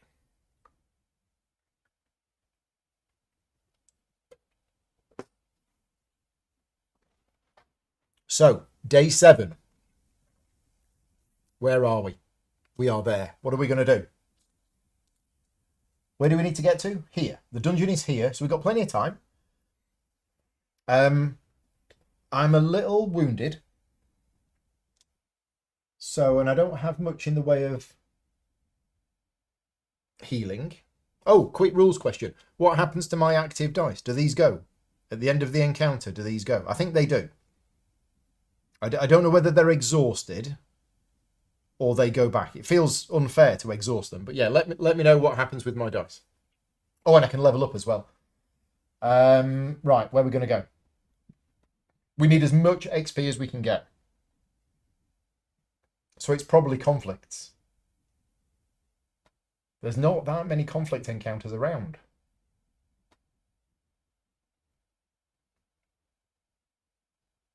Well, the conflicts are dangerous. That's the problem. We might just have to get lucky with some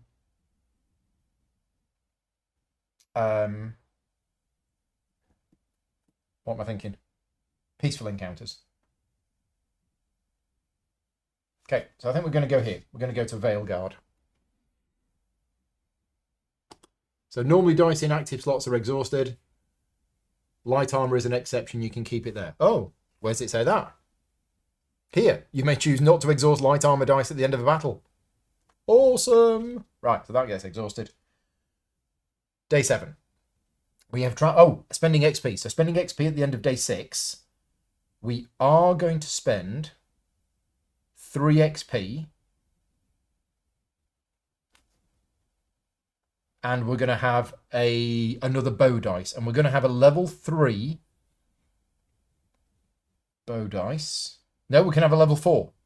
We can have the level 4 bow dice, the best one in the game. Is it any use to us?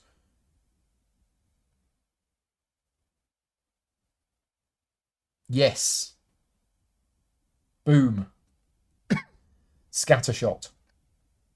All damage dealt to your target this engage may also be dealt to another targetable enemy. Right. Okay. We're rocking. So, that was the 3 XP spent. According to this, we're on 23. Peaceful Encounter. Deslanderer was right. You stumble across a crowd of Valenwood natives debating the merits of Deslanderer, a well-known wood elf who used to be part of a community aid organisation called the Outer Watch. Deslanderer has since denounced the Watch as corrupt and announced her intentions to do good on her own, but you're sceptical. Celebrities who flaunt their own charity are often anything but charitable. You're considering simply passing on your way, but a high elf calls out and asks you for your thoughts. Is it worth speaking your mind and sparking an argument? We have a choice. We have an actual choice. The first choice is to convince them of Deslanderer's falsehoods, which gets us an XP. The other choice doesn't get us an XP. So, we have to choose that. This is at influence level 1, so we're okay. That's not affected. But because we need the XP, we really need to do this. But if you are on an Outer Watch quest, you must select this option. We're not. Make a social check. Now, social checks.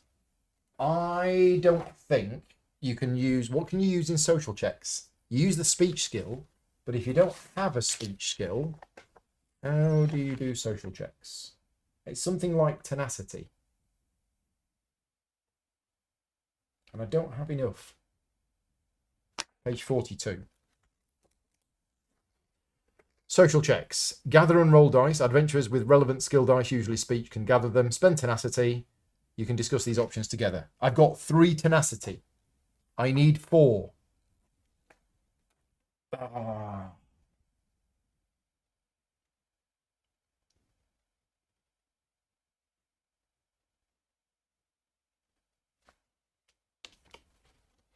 Can't do it. Oh, it says adventurers may roll combat skill dice as if they are speech skill dice. But adventurers do not gain tenacity from tenacity results. If successful, you may reduce the influence tracks by a collective total of up to 5. If you are occupying Longhaven or Tanglehaven and are successful, you also gain the keyword resistance. But not. This encounter is successful regardless of the outcome. Oh, okay. Well, let's do it then. Oh, but the other option, each adventurer may gain 4 light fatigue to gain 1 bonus XP. Now, bonus XP is great, because bonus XP, you get it, but it doesn't go on there. So it doesn't change the difficulty of the actual game itself.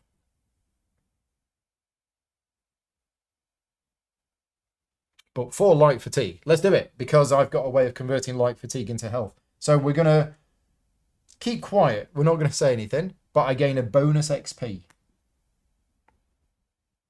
And it's that icon, which means that moves up to there. Right, okay, that was day 7. Are we going to spend that XP? No, I don't think we can spend that XP. Okay, end of day. I recover a health. Oh, I didn't have combat dice. Yeah. I recover a health, and these 2 come back. Right. We're done? We're done. Day 8.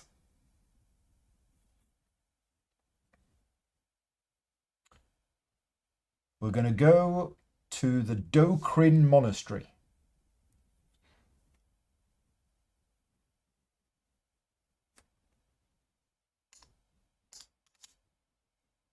Yeah. Share the woods. As your path winds through the woods, you find yourself face to face with a clan of wood orcs. To your surprise, this tribe is friendly and offers you assistance on your journey. Surviving in Valenwood requires the grace to adapt to the will of the trees and strength to hold fast against the turmoil of nature, one of them tells you. Morlock gives us these gifts, and we give them freely to you. Okay, we have 2 options, both of which are worth 1 XP. Learn from the orcs. Orc adventurers may advance their stamina stat by 1. That's awesome. Wood elf adventurers may train a combat skill die. Each other adventurer may gain 5 tenacity.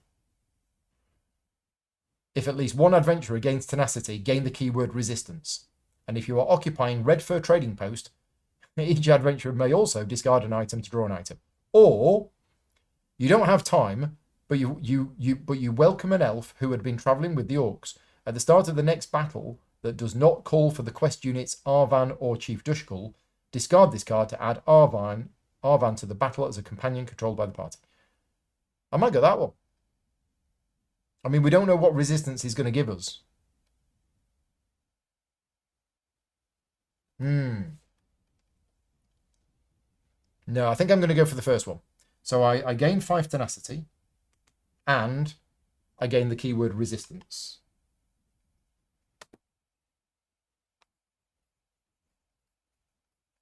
So that's the first resistance keyword that we have gained. Right, and then that moves on 1, so that's now more dangerous, and that moves on 1, so that's now more dangerous. Right. End of day, heal 1. Get 2 dice back. Day 9. Oh, you can recover any dice. Yes, I forgot about that. Yeah, Adventurer's Rest is any 2 dice. Thank you. I'd completely forgotten about that.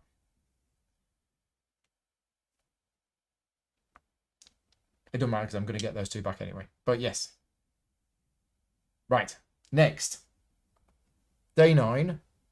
Where are we going to go? Are we going to go to a town or not? No, we still need XP. Did I get the XP from that? I don't think I did. No, I didn't get the XP from that. So we're on 24, and I've got 2 to spend. I'll spend the 2 on a health.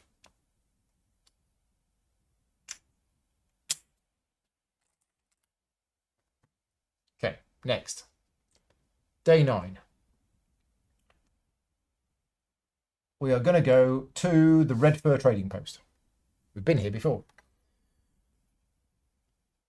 1 for the Wilder Queen.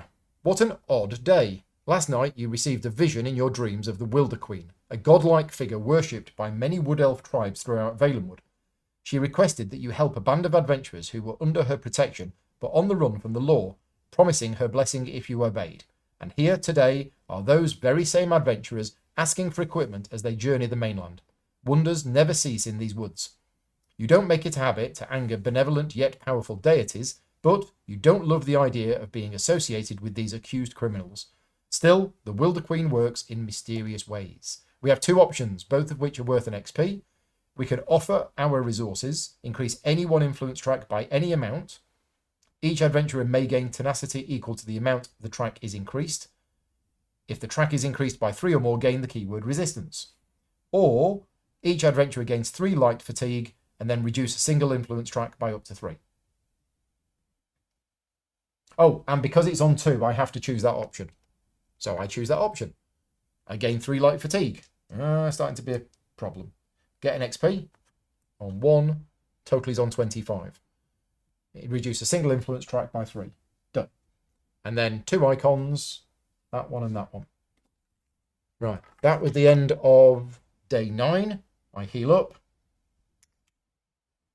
I get 2 dice back.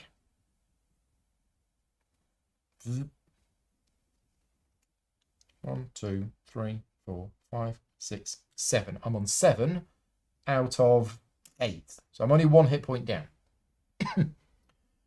Do I want to spend the 1 XP? No. Okay, day 10.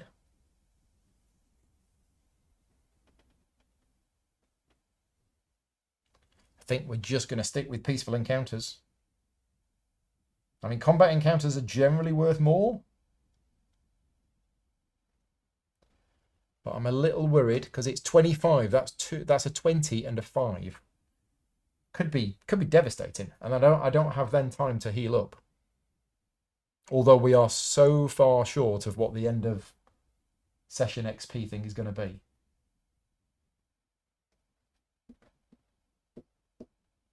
Okay, we have time to do a conflict, go to town, and then do the thing. So we're going to do it. We're going to go on day 10. We're going to travel to Gil Vardel, and we're going to do a conflict encounter.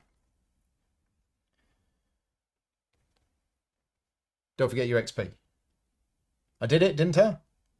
Did I do it this time? I think I did it this time.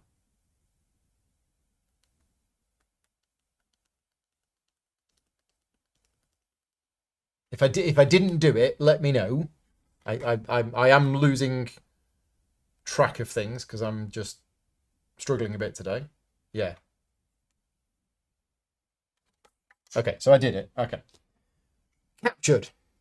You awake from a deep slumber, groggy and confused.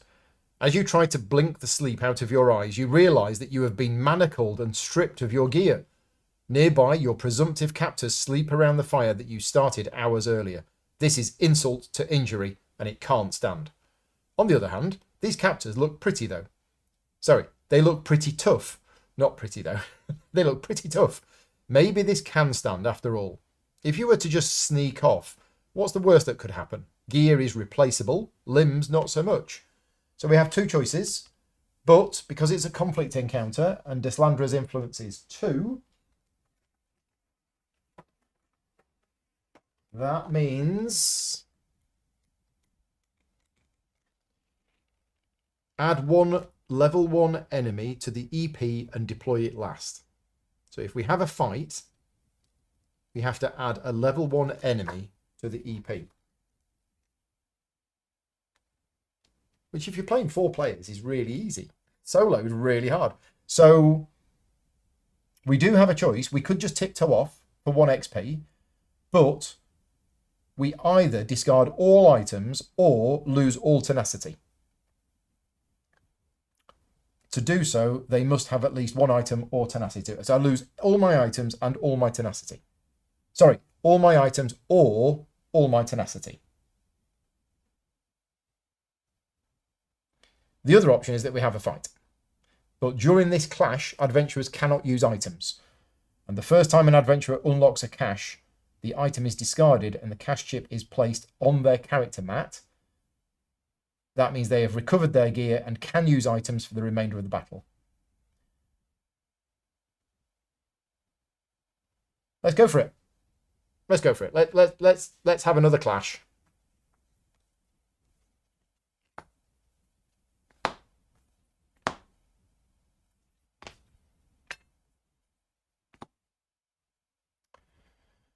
So it's 25.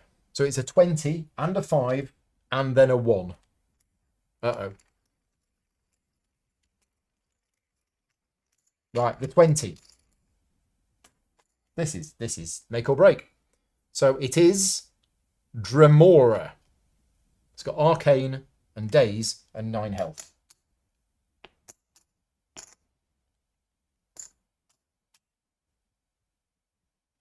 Boom.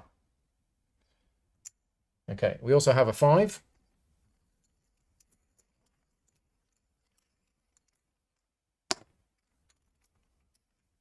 And we have a 1. So the 5 is a Lurcher, 6 health.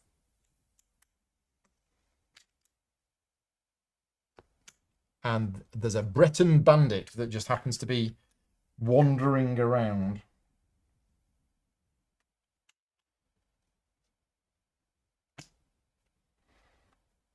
Right, round 1.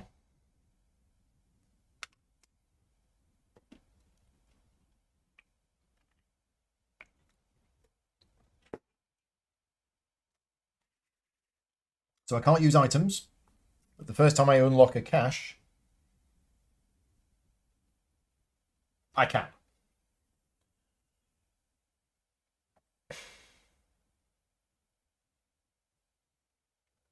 Right, we need to look at what Arcane does.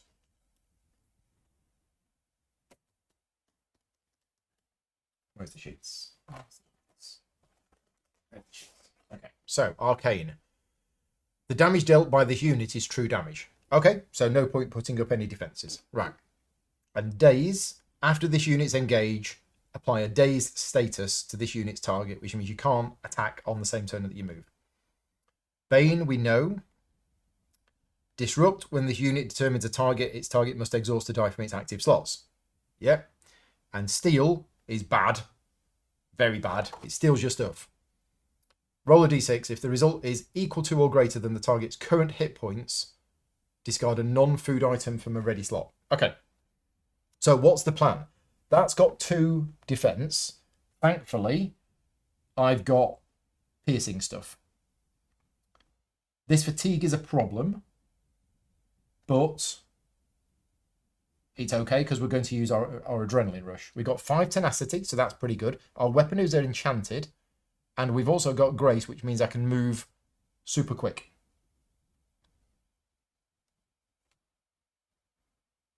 This moves 2 and has got a range of 1. This moves 2 and has got a range of 3. This has also got a range of 3.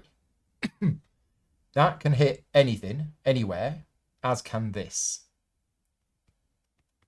Unless I was here and I stopped it moving by 1. So I could stop that attacking me this turn, but all it's got is Bane and Disrupt. So that's not dealing any damage. It's just putting Bane in here, which is going to deal true damage. Okay. But we have our Scatter Shot.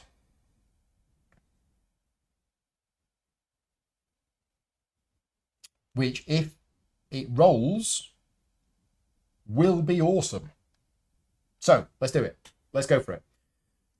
Round 1, start of turn, recovery, 3 fatigue goes. Okay, let's think about this. Let's make sure I get this right. I can't use any items unless we move first. If we move first, I can just go 1, 2, 1, 2. I could swap my items round, but actually I don't have my item, so I can't use the lockpicking item. Right, okay. I don't want to take any more light fatigue. I've already got too much. But I do need my items back because I want the silver circlet and I want the heavy red tincture.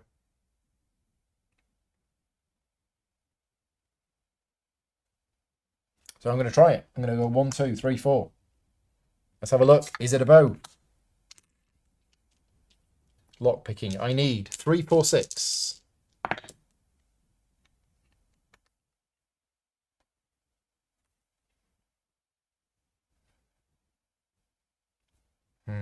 I could take 2 light fatigue to do it. That's a huge amount of light fatigue.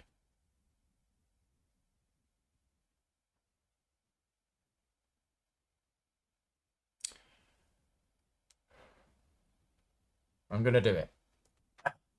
Might be the wrong thing. I'm going to take the 2 light fatigue, make that into a 3, 4, 6. So I didn't get that. Instead, I remove that, and I have now recovered my items. So I can now use my items. And I'm going to swap some things around.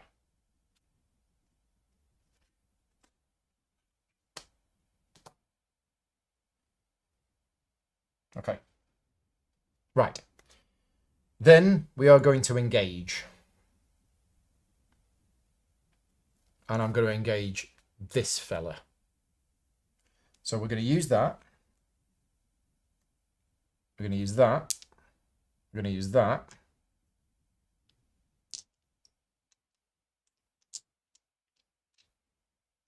And we're going to use that.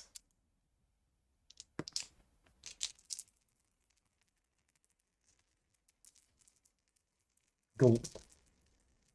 Can't put pets in your pack. You have to discard it instead. Oh, I didn't realise that. Well, I've got all of these pets here. I've got too many pets. So you're saying I can't have these pets? Oh, okay. I didn't realise that. There you go. Right, loads of pets gone. I just seem to be drawing them. Why have I got this in my hand? Oh, that was from there. Yeah. Okay, pets have run off. Okay, so you can initially have them in your pack, just not out and back in. Oh, okay, right. So I can't put the chicken away, but I can keep the pig because I've never used it, and I can keep that because I've never used it. Okay. Page 29. Thank you. So here we go. We are targeting Remora.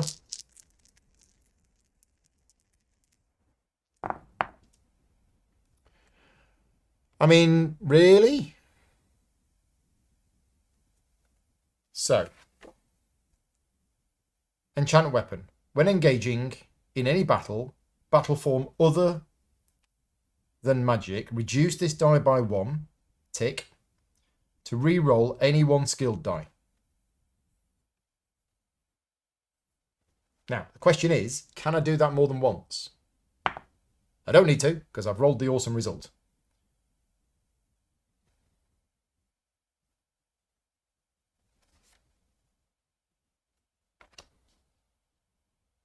So,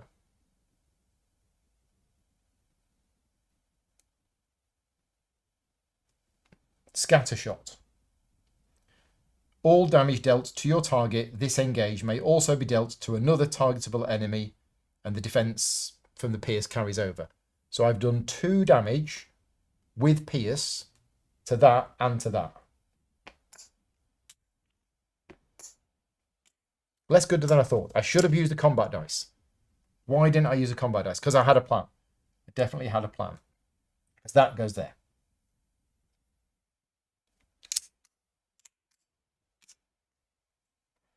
Okay, so I've moved, I've engaged. I've engaged once. I could engage a second time. Because I've got these. I can just throw all of these at it.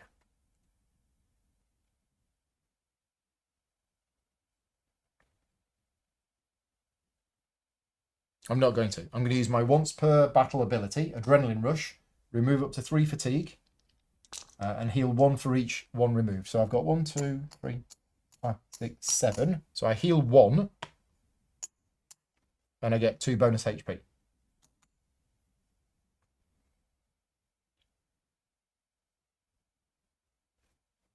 Okay.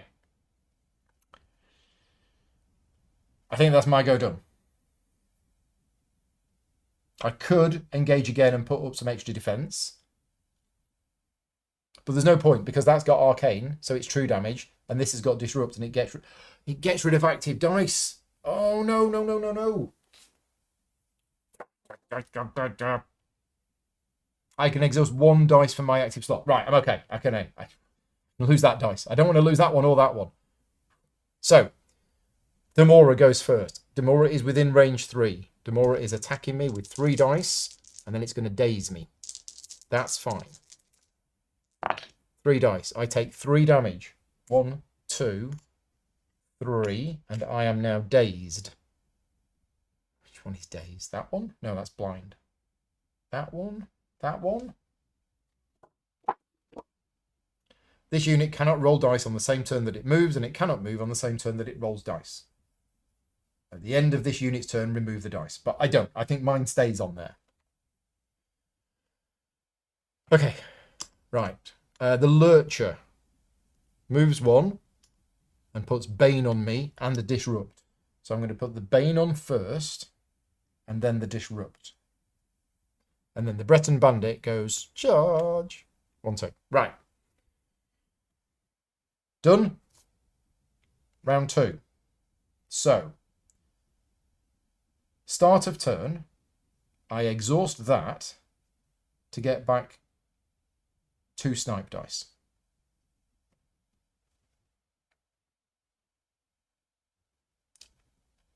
Oh no, 2 bow skill dice. So I'll have that one. Thank you, please. Also daze, which stays there, and I'm bleeding for 1.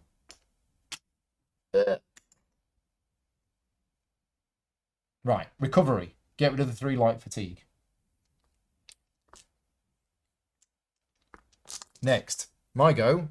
I don't move because I'm dazed, but I'm going to engage Demora. I think I'm still going to engage Demora. And I'm going to go with 1, 2, no, 2, 3, 4.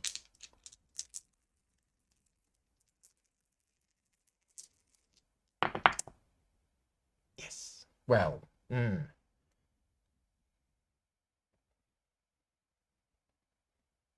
Are these skill dice? I think they are. Yeah, I think these are all skill dice.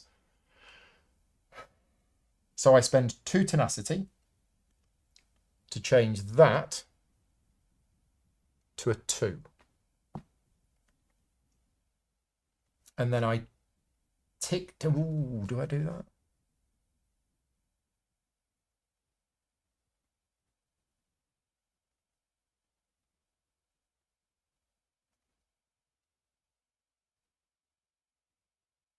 Yes. I tick down the enchant weapon to re-roll this one.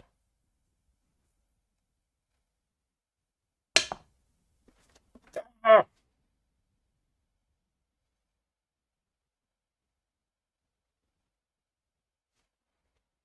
Okay, I have other plans.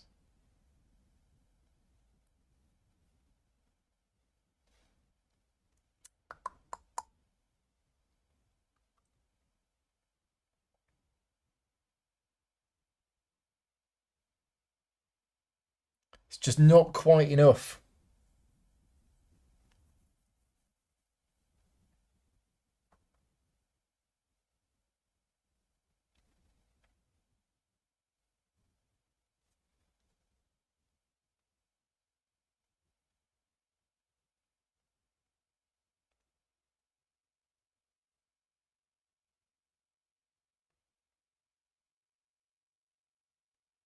I've not used the circlet yet, have I?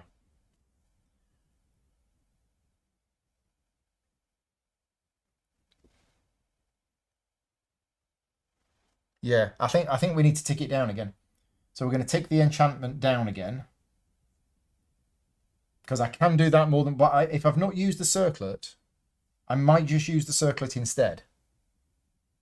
I don't think I have. I think I rolled that.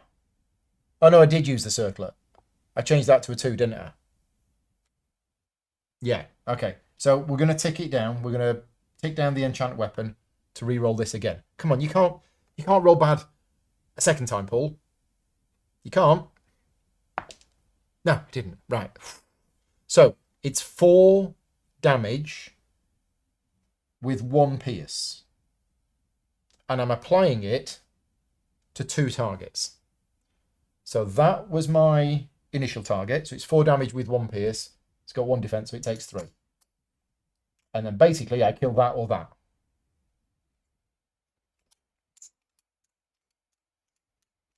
I'm going to kill that.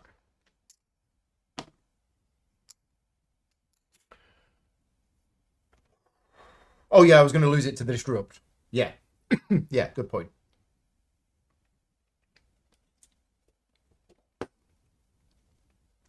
Okay. That's my turn done. The days goes. No, the days doesn't go. Right. Demora attacks me. 3 dice.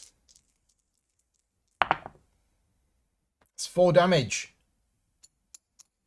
I'm down to 2 health. Oh, I was getting all excited then that it was going to be okay. And then the Breton Bandit hits me for 1 dice. Oh, it's all gone wrong.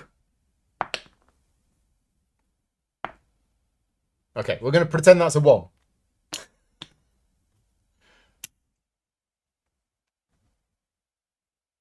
Because otherwise that's campaign over. It's still campaign over anyway because I've got bleed. Use your necrotic bug. What's my necrotic bug? Oh, yeah. I completely forgot about this. Sorry. When hit points is removed from a unit on your turn.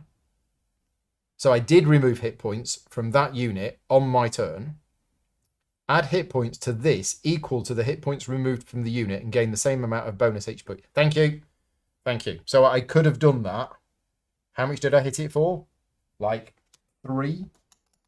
That's enough. 3 bonus hit points. And then that would have gone instead of that. Okay, so we're okay. And then I bleed for 1. Right, we fixed it. Thank you. Yeah. There's a lot going on, and I've said it a few times, but I'm very tired, and I'm not completely with it. And this is also, until the end of the round, you can only take a maximum of 1 damage each turn. We need to be taking that as well. That's what we're going to do. So we're on round 3. I am going to take this, the heavy red tincture. So until the end of the round, I can only take a maximum of 1 damage each turn.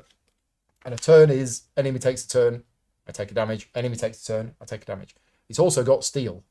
I needed to roll for steel. Okay, so it steals something.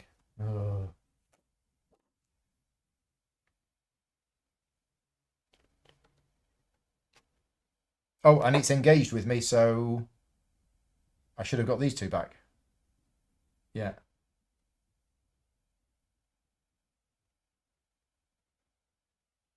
Okay, I think it's stolen my armor. I don't quite know how it's stolen my armor, but it has stolen my armor.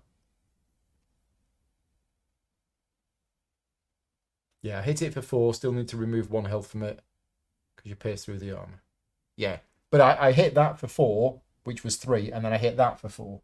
So potentially I could have done it more, but that just about keeps me alive for now.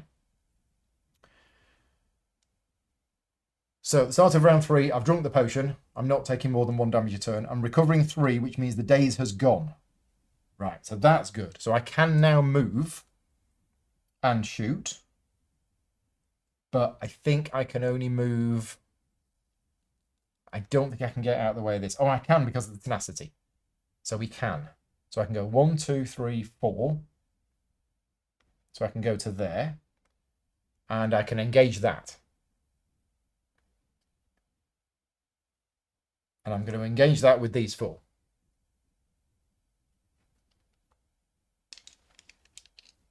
Yeah, this has 2 defense.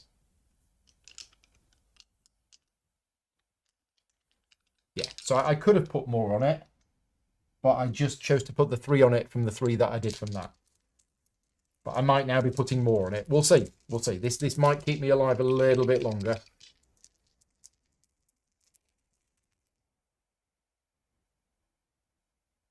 Oh, it also dazed me. Ah, hang on a minute. Hang on a minute. Hang on a minute. I'm dazed again. So when that attacked me, as well as dealing damage, it dazed me. So actually, I can't move an attack.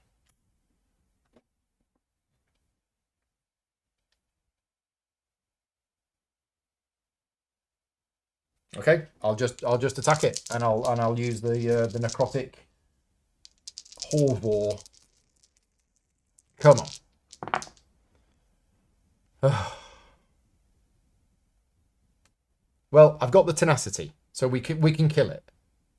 So let's use the 2 tenacity to change that to a 2.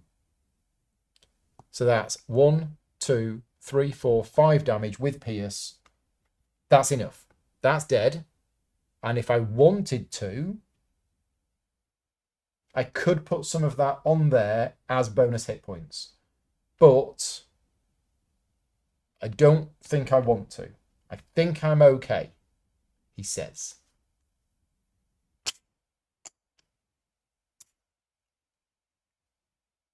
Yeah, that's not going to kill me because I've done that. So I'm only going to take 1 hit point a turn. Yeah. Necrotic Bug for the win. And thank you, chat. So the Breton Bandit hits me. Oh, he's got steel still.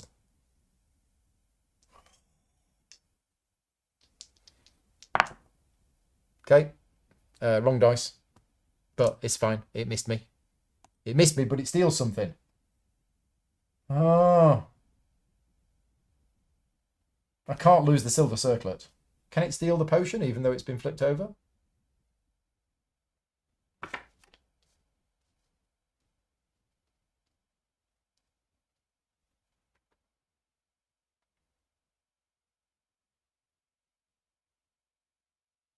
Okay, I'm going to get it to steal the bug. Oh, these are all really good. Steal is bad. It could steal the potion. Okay.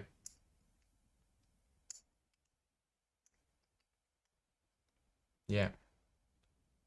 But that potion could be an absolute lifesaver. Because I need to get it back when I go to a town. Or it probably refreshes between sessions. Right, round 4. Start of turn. Nothing happens. Recover. Ooh, bit short on dice. Where's my combat dice? It should be there. And that should be there as well. Right, so I'm still dazed. And I can't shoot it. Ah, interesting. Right, so we're going to have to go into melee form, which I don't do. Oh, and I can't. I've no combat dice. Ah. Right, I'm going to go into magic form. And I'm going to engage and roll these.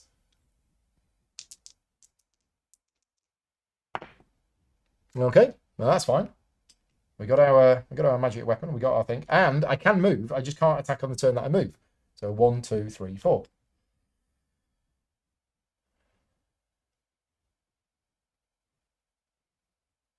And I will tick that down to make it 5, 6.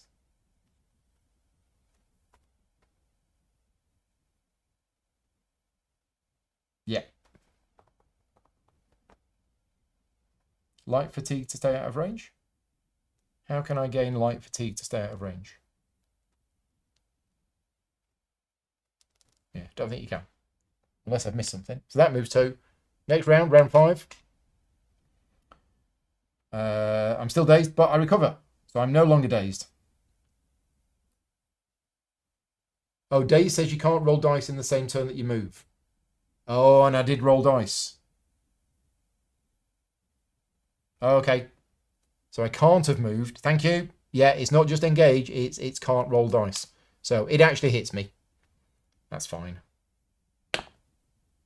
1 damage. Oh, it's going to steal something else. Oh, it doesn't. Yes. Take damage. Right. But now we're good. Yes. Now we are good. We're about to go into a fatigue round next round, though. So this is the round where I need to hit it. So 1, 2, 3, 4. And I'm going to shoot it. It's got 4 health. Still quite a lot. Yeah,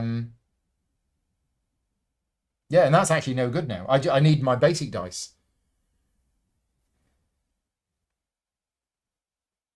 I thought I'd got this sorted, but actually I'm in a spot of bother. Because he's stolen my armor, even though I was wearing it. He's stolen all my stuff. I hate steal as an ability. It's horrible. Horrible, horrible, horrible. And that's no good. We don't want that now. These are the ones that I need back. And that's no good. Because that's just going to allow me to deal damage to something else. So actually, I've only got really 2 dice that are going to be any use at all.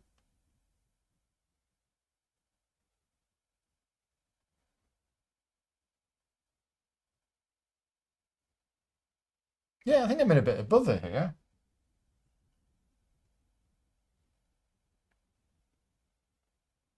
So I think what I'm going to do is I'm actually going to move twice. I'm not going to engage. Is it a bow? I need 4, 5, 6. There's the 5. Second attempt. Third attempt.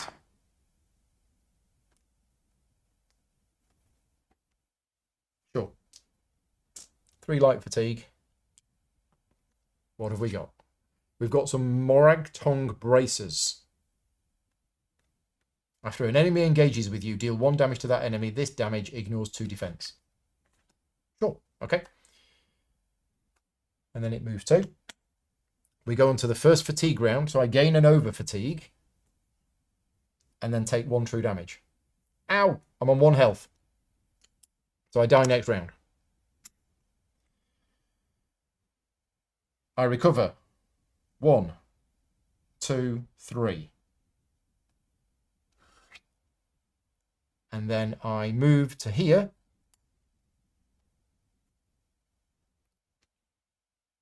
And I'm going to shoot it. Because if I get it down to 1 health, it engages with me and takes a damage and will kill it. Oh, I could have done a double move to move away. Yeah. I don't think Daze is removed at the end of a turn. If it's in your cooldown track, I think Daze is removed for these, but not for same as. Yeah, I might be wrong. If I've got that wrong, Oh, expended potions are discarded between sessions. Okay, so that's useful to know. Yeah, I thought days just sat here. I didn't realise that it didn't stick around. What are they called? Status effects. Yeah, I thought status effects on adventurers worked differently. Status effect dice 2367.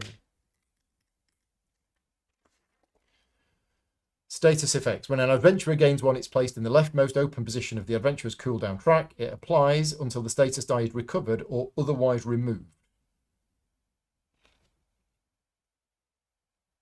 But it does say at the end of the round, remove this dice. Okay. So it should have been removed. Okay. Good to know. But anyway, hopefully this is going to be it. I'm going to use 1, 2, 3, 4. And we're going to hit it. Yeah, I really hope this is going to be it. I can enchant the weapon, so. Yep. 1, 2, 3, 4 with a couple of things gone.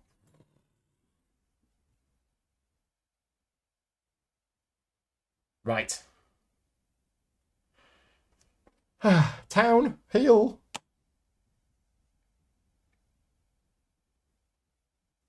Now, does the over fatigue stay there? Oh, we've got the adventurer's rest step, haven't we? So, adventurer's rest step. What was that? That was a conflict encounter. That was this. So I gained 2 XP. So I'm up to 3, and we're on 27.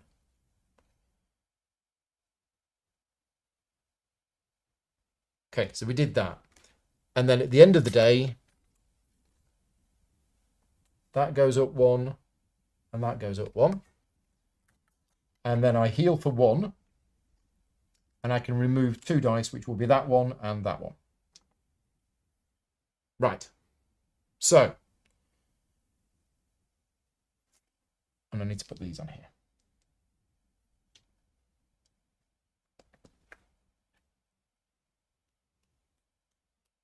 Day 11. We're going to town. We're going to Marbrook. I'm going to walk in battered and bruised and wounded.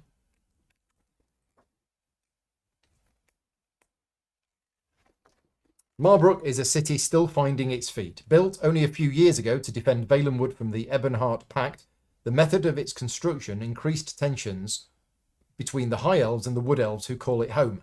It was built atop a large Aelid ruin and is now home to a variety of thriving criminal enterprises.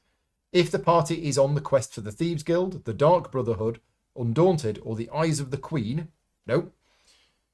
So we have 3 common items, which are all bows. I can feel it.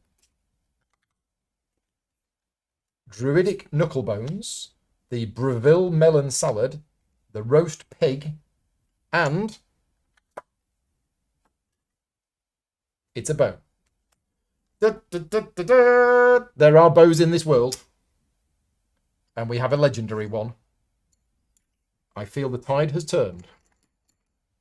But maybe not.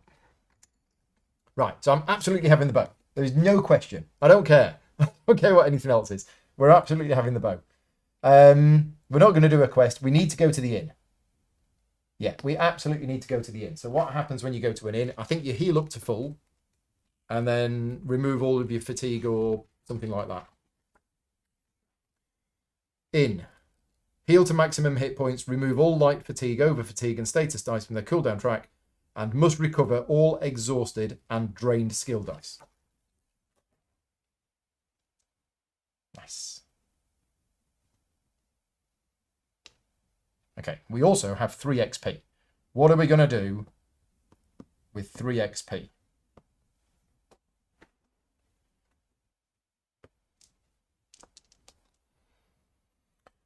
I don't know, to be honest. We could have another stamina. We can't have another hit point because those 2 are effectively there. We could have another stamina. We are running out of slots to do stuff without respecking.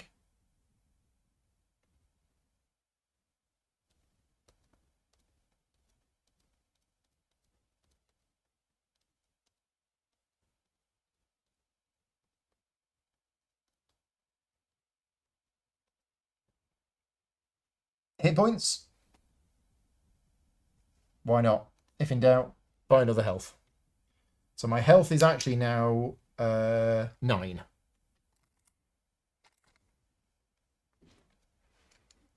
So 1, 2, 3, 4, 5, 6, 7, 8, 9. There you go. 9 health.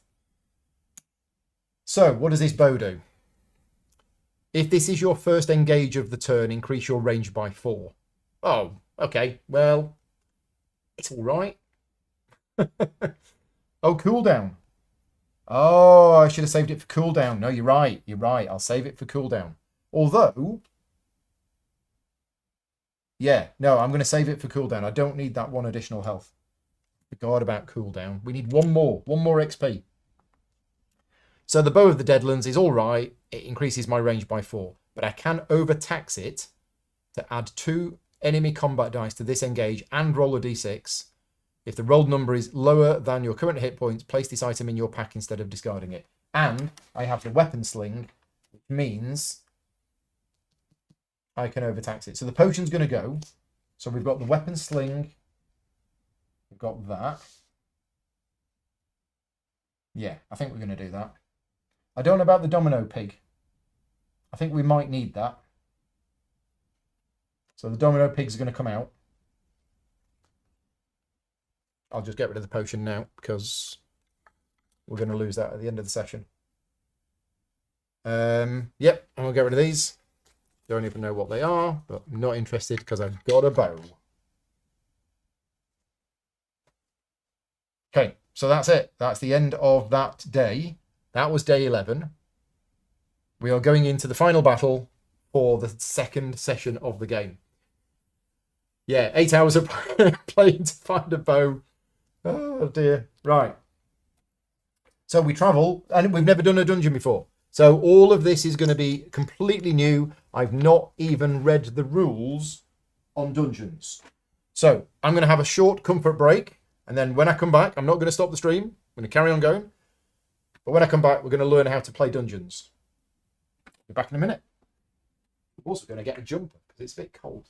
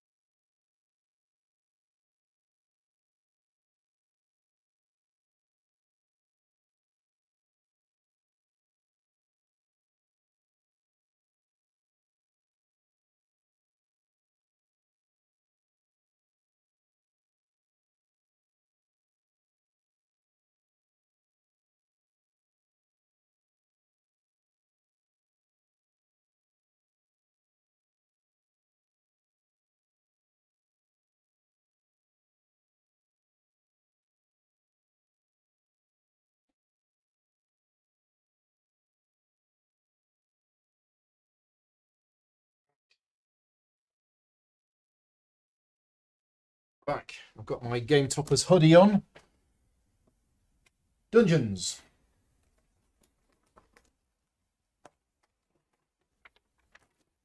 Are they like delves? Page 80 to 85. Oh gosh. So yeah, this is a whole part of the game that I've never explored before. Dungeons. In a dungeon battle, the map is set up beforehand, but is composed of multiple tiles, which can include delve tiles or the clash tile.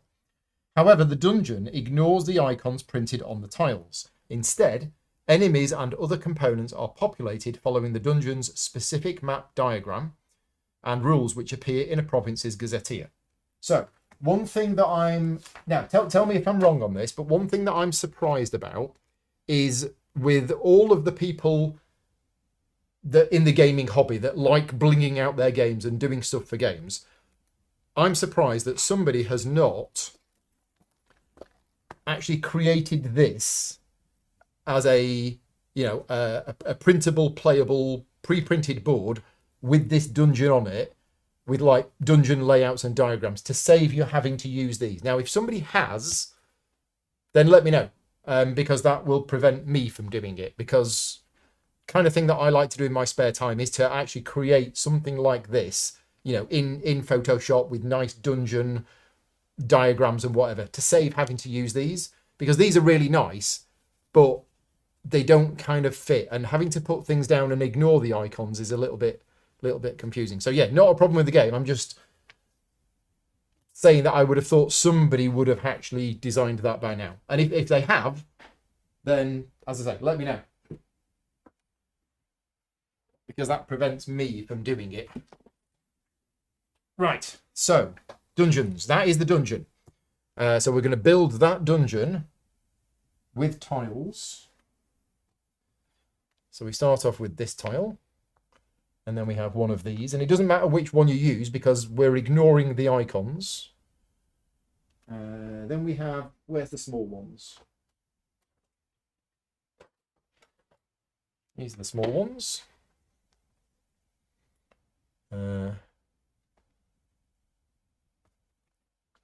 That's going to go there. We'll move things around so that you can see everything.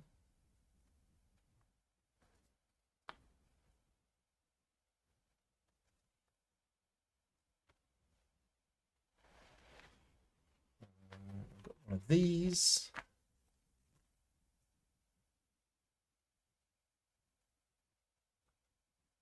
Right, then we have another. Oh, it's pretty big, this dungeon.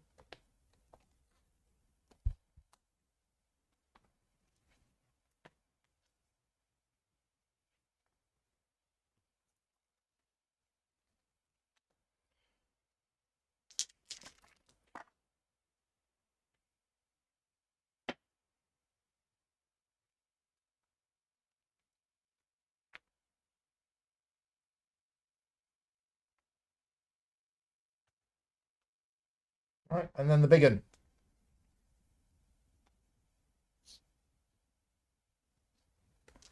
Have we got it all on? We got it all on. Look at that. Just.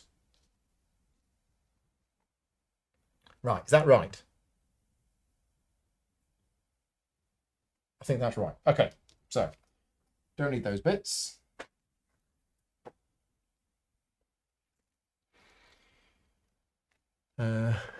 Is that right?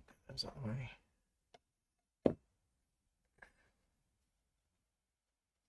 Right, so dungeon enemy pool. Dungeons use an overall enemy pool to populate enemies at setup as clashes do.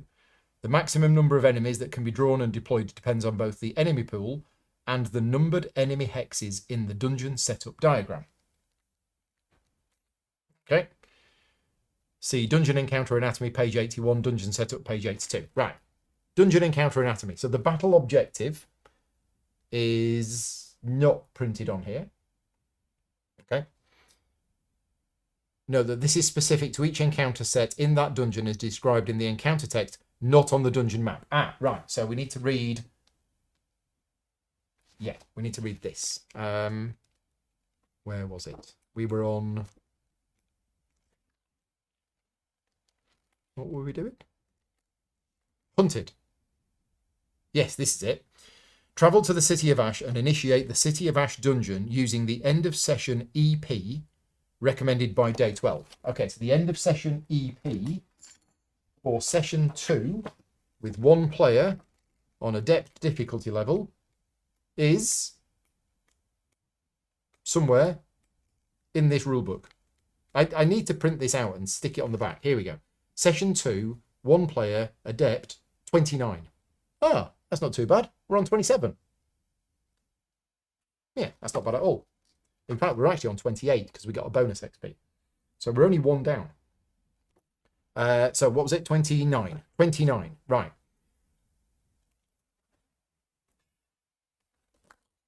After deploying enemies. Yeah, okay. So we need to deploy enemies first.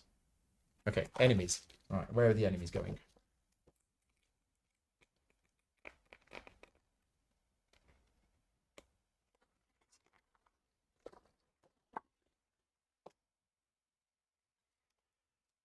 Dungeon rules, dungeon setup diagram, entrance tile, lettered hexes. So this shows which tile to connect the entrance tile to.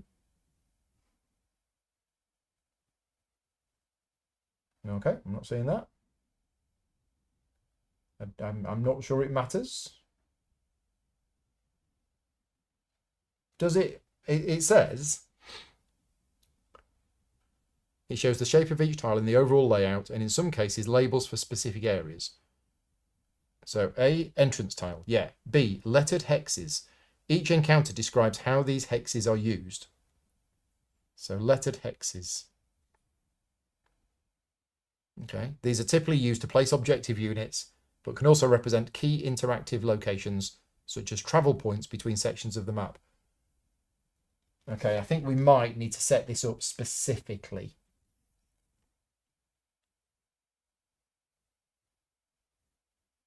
Hexes A1 to A4. So A1, A2, A3, A4 are sigil hexes and represent locations where sigils can be used for communing with Oblivion. Dungeon quest steps may require you to place hit points in these hexes, creating sigils for that step.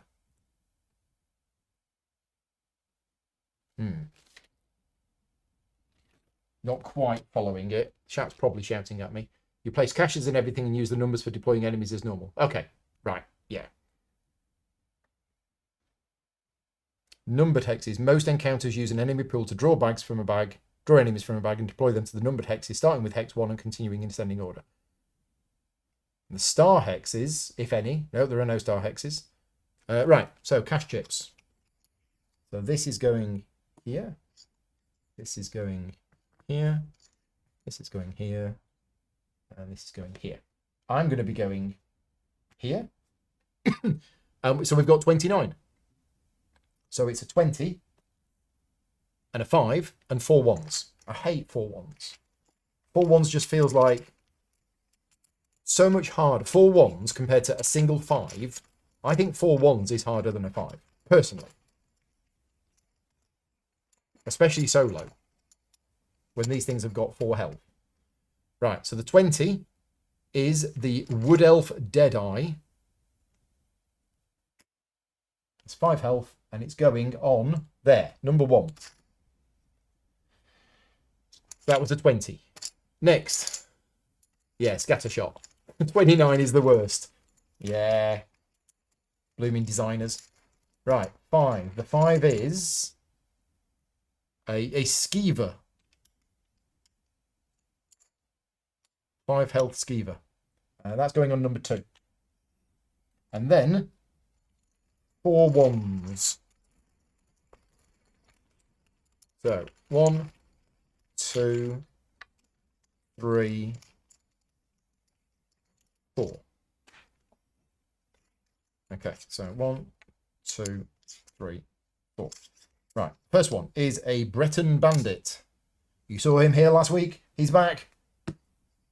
Then we have a Wolf, which is number 4. Then we have a Guar, which is Colossal. We know how that works, so that's got 3 extra health. So the Guar is going here. And then we have an Imperial Bandit, 5 health Imperial Bandit on number 6. Okay. Right, so Star Hexes. Dungeon setup. Follow these rules for steps 1 to 3 of battle setup. Set up the battle map, place the cache chips, deploy enemies. Each objective unit or other component specified by the encounter text, deploy enemies to numbered hexes. Calculate the enemy pool, draw and deploy, starting with hex 1. Yep. I think that's right. Dungeon setup example. Yep. No, I think we're good. There's lots of examples in here about setting up, but I think we're okay. I think we've done it right. Let me know if I've done it right. So I'm not sure we need this anymore. I don't know why these are lettered, but They might be lettered because of certain encounter text, which might not apply to this particular one. So, where is it? Here we go. After deploying enemies, deploy quest unit Dushkul, who has 5 health. He's back. Chief Dushkul. To Hex B. So we do need that. Hex B. Oh, he's there. What's he doing there? Silly man. He is a companion controlled by the party. Adventurers deploy to any unoccupied hex on Chief Dushkul's tile. Oh, okay.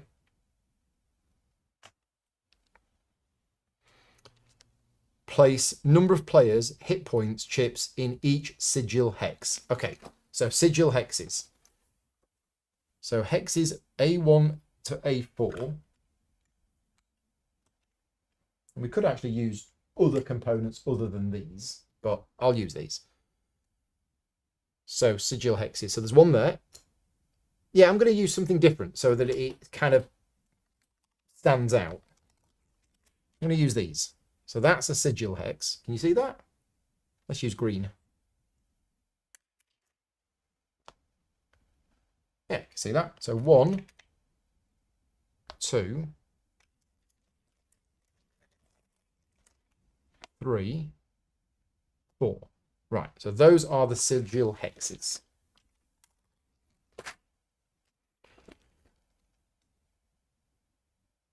For each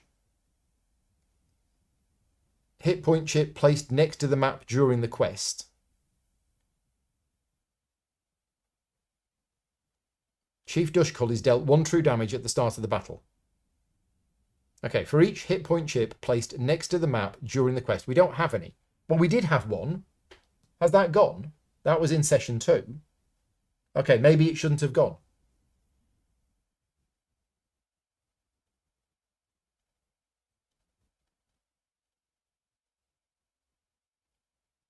Okay, yeah. So that one that we placed because the assassin met up with us and it gave us a thing, I then removed it, but maybe we shouldn't have done. So he's a little bit wounded. Right, so all sigils gain stalwart. At the start of each round.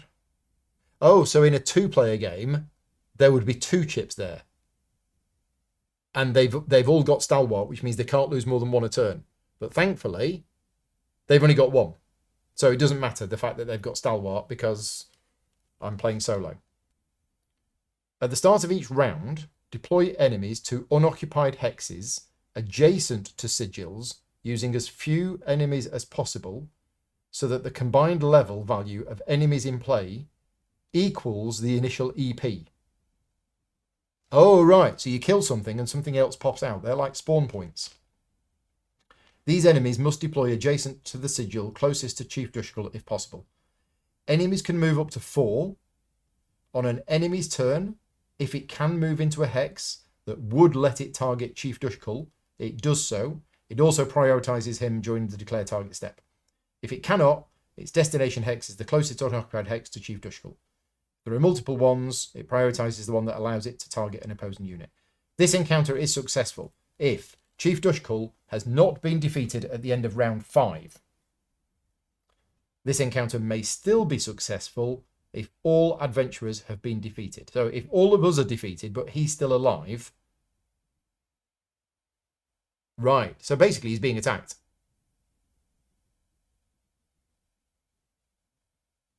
Yeah, I think that's right. Have I got this right? And we get 3 XP if we succeed, which will give us 6, which will be awesome. So enemies can move 4. The sigils have got stalwart, which is irrelevant. They've got 1 hit point each. And our objective is that he's got to be alive by the end of round 5. And these are all coming in. And if you kill them, they respawn. I don't know what the point of this is. Oh, because it might be different. In other scenarios, we might be here. Cool. So, our first dungeon. Tell you what, I'm really hungry as well now. Right. Round one.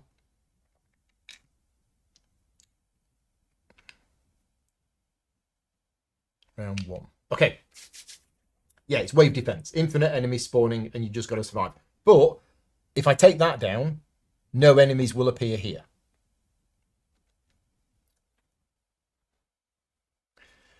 Native, that means it's got 1 extra defense against ranged attacks. Colossal means it started with 3 extra hit points. Steal, it's going to steal stuff off me. Riposte 2, the first time it's engaged each round, it deals 2 damage to the thing if it's adjacent. Rot and Rush, don't know. Well, I know Rot, I don't know Rush. It's a band from the 80s. If this unit cannot target an opposing unit, it moves a second time. Okay, Detection. I think that means it gets round Elusive. Ignore Stealth. And Vine Snare is... After this unit's engaged, its target must drain 1 available combat skill die. Drain means it goes on here and doesn't come back till the end. Right. Big fight time. Are we going to succeed? I don't know. What do you think? No, thank you, Frodo. Thank you for popping in.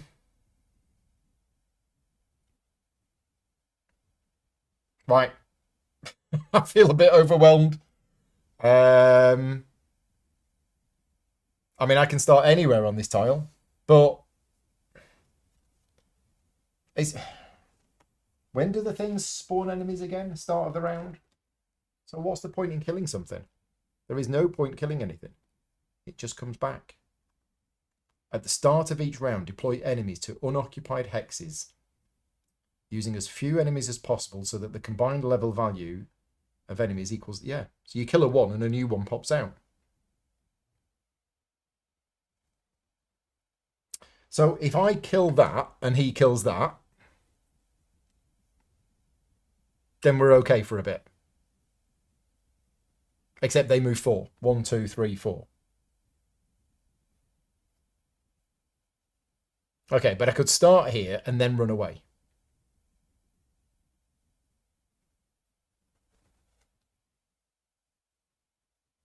It pops out further away. Can I choose where they come? No, adjacent to the sigil closest to Chief Dushkull if possible. Yeah, so I think I can destroy the sigil here. It's got 1 health, and we just hit it and it's gone. And then the enemy that I kill will come out here. So, okay. So I think I'm going to start here. And I'm going to go first, because that's the rules of the game. And I'm going to engage this. And it's native, so it's got an extra 1 defense. But I'm going to use that. And that. No, not that. 1, 2, 3, 4. And I have enchant weapon. I don't have the tenacity to use my silver circlet. Oh, and Bow of the Deadlands. If this is your first engage of the turn, you increase your range by 4. So actually, I could start here. So my range is actually 8. Sheesh. Gosh.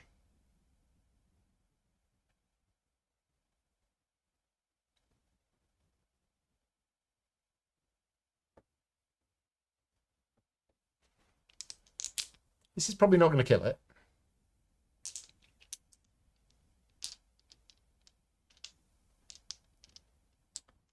But it's going to do a bit of damage. And I could always engage again. I could always engage a second time. Okay. Let's go for it. That tile still touches the legendary cache. What's the problem with touching the legendary cache? Oh, because of the rules of line of sight. Ah, yes. There is a rule called in sight. And I'd forgotten about that. Thank you. I think you can only target an adjacent tile. I think anything that's 2 tiles away is too far. That's what this game does differently from others. A unit has sight to another unit if both units are in hexes on the same tile or an adjacent tile. So that is not an adjacent tile. So that means it's not in sight, which means I cannot target it, so I can't scattershot it. Ah, right. Okay, change of plan. Yeah, that is a separate tile to that. So I'd have to be here or here. I could be here to do it. But then if I'm here, I'm getting hit by all of this.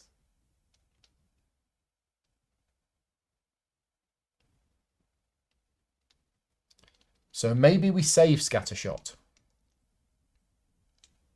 Maybe we do maybe we do that next time. And this time I just hit this. So it is on an adjacent tile through there.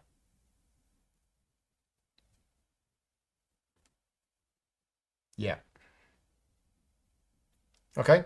So 1, 2, 3, 4. I can just use those. And hope I get 5 damage with 1 pierce. I mean, I can only roll 4, so...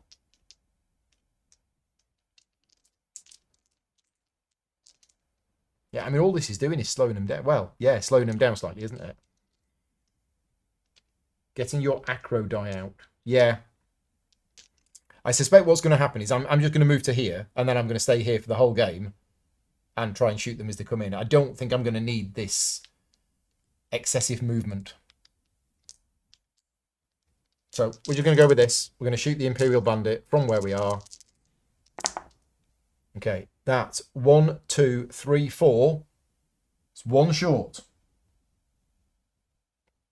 But I don't have my silver circlet. Rats.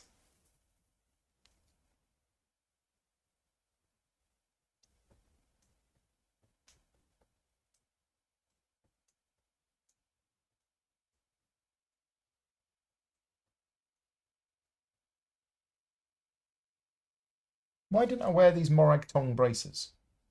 In fact, I should have done. There's no point wearing having the domino pig, because this allows you to decrease the round counter by 1. So that's totally useless right now. So I didn't take that out of the backpack. I'm instead wearing the Morag Tong braces, which means it will move in, hit me, and it will die before it deals damage to me. Is that right? It says after an adjacent enemy engages you. So it engages me. I deal a damage to that enemy. That kills it. So I think we're okay. Yeah, so I deal 4 to it. 1, 2, 3, 4. Right. And then, yeah, after it engages you is after it damages you. Is it? Oh, okay. So it's going to damage me anyway, but then it's going to die. Oh, and in fact, it had 2 defense because of native. Oh, but I had 2 pierce. We're okay.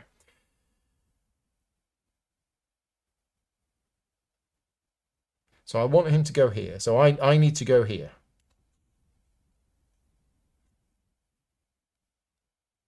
Deal damage equal to its defense talent. Yeah, I've only got 1. I've got 1 tenacity at the moment. Otherwise, Wrathful Strikes would have been great. But I moved to there. Okay, so now Chief Dushkal goes. He's got Motivate. Now I have 2. And then he's going to go 1, 2. And he's going to hit that. So he's got 3 dice. Oh, I need to put these here, don't I? Keep forgetting to do that. Right, so he's got 3 dice. 1, 2, 3. Yep, so that's gone. So that spawn point has gone. The sigil. And now it's the enemies. So starting with the 20-pointer, range 6, and it moves 4. Oh dear. Oh dear. 1, 2, 3, 4. Oh, but I'm out of sight. Yes. Otherwise, 1, 2, 3. Oh, and it's slightly out of range. But that's going to get me next turn. In fact, it's going to get both of us. Oh dear. Right, the 5. 1, 2, 3, 4. And then the 1s. So this can't move, and this can't move, but this one can. So 1, 2, 3, 4. It hits me for 1 dice and then takes 1 damage. Okay, so I take 1. Ouch. And then it takes 1 back. Yeah, it's a game of Cloud Spire. Exactly. Right. That is round 1 done. So at the start of round 2, we spawn a 1-point enemy to bring the total up to 29. And it's a Wood Elf Bandit. 1, 2, 3, 4, 5, which goes here. Okay, so the biggest problem is now this Wood Elf Deadeye. And I don't know whether to just rush in and cause mayhem.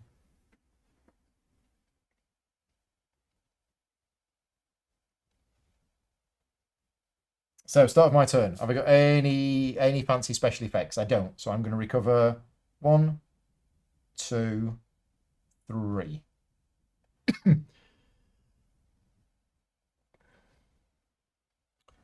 So I can go here. If I go here, I can target all of these. And I think that might be what I'm actually going to do, because these have reached pretty much a block. So if I go 1, 2, 3, 4.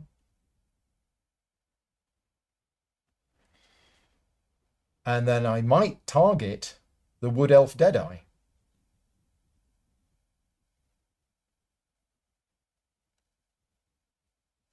Although if I do, another 20-point enemy is going to come out. I don't know whether I want to. But he's going to go here and he's going to shoot him. It's got 4 dice.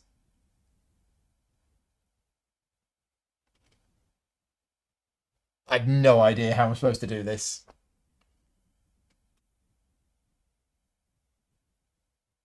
I mean, is that a particularly bad one? I think it might be. Okay, so we're going to engage. And the fact that I've got an extra 4 range is irrelevant because it's the insight rules that's going to cause me trouble this time. So we are going to use the acid splash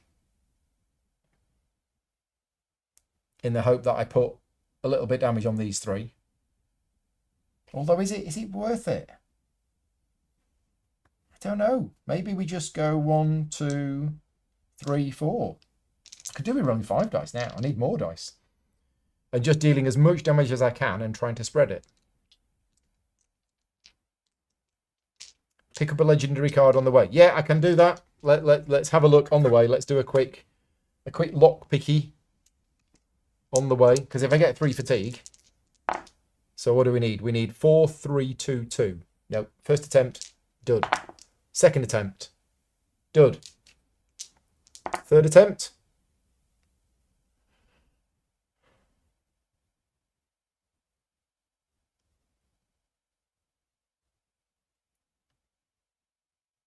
No. No, I'm going to bother. Although I was close there. Very close. Okay. Deal 1, but he has armor. Against who? Yeah, he's got 3 armor on the Deadeye. Which is why the Wrathful Strikes is going to be amazing, because that'll be 3 true damage. Deal a targetable enemy. Yeah, we got to do that. I need to roll a tenacity. I actually need the tenacity now. Right. We're going to target the Wood Elf Deadeye. Here we go. Well, I got the tenacity. So I got the thing I wanted. Now, I don't want to use the circlet because that's good, and that's okay. So I don't want to set anything, and that would use the tenacity that I then need. Do I want to use the enchant weapon? to re-roll something. I don't think I do. No, I think I'm going to stick with this. So it's 1, 2, 3, 4 damage with 2 pierce. So it's got 3 defense, 2 pierce. So it's got 1. I've dealt 4. It takes 3. I'll tell you what, it's dead. Yeah, done it. All right, and then I gain the tenacity, which puts me up to 3. And then I use 3 tenacity to deal that 3 true damage. That's how you get rid of a 20-point enemy. Boom. I'm going to put that there. I'm going to put those 2 there. I'm going to put that there. However, I have no tenacity.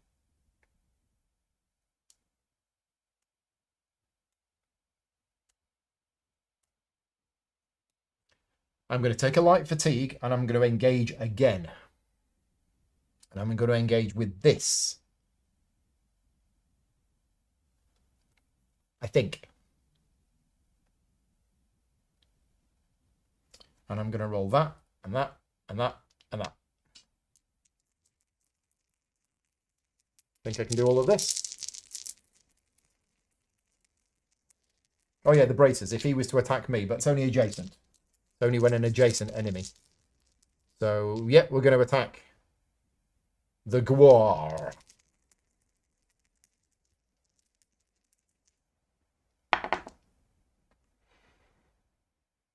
Okay. Oh, I forgot to spend the 3 tenacity. That's cheating. Oh,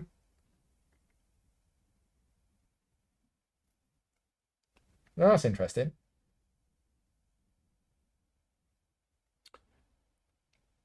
So I am going to take down the enchant weapon to re-roll this. That's better. So that goes active. That is a tenacity. That is 1 damage. And it gets through because it doesn't have any defense. And this, which I'm actually going to put there, allows me to put bleed on those 2. I need to roll to see if it works, but it is select up to 3 targetable enemies. Yes. So on the first one, nope. And on the second one, no. Oh, well, that was useless.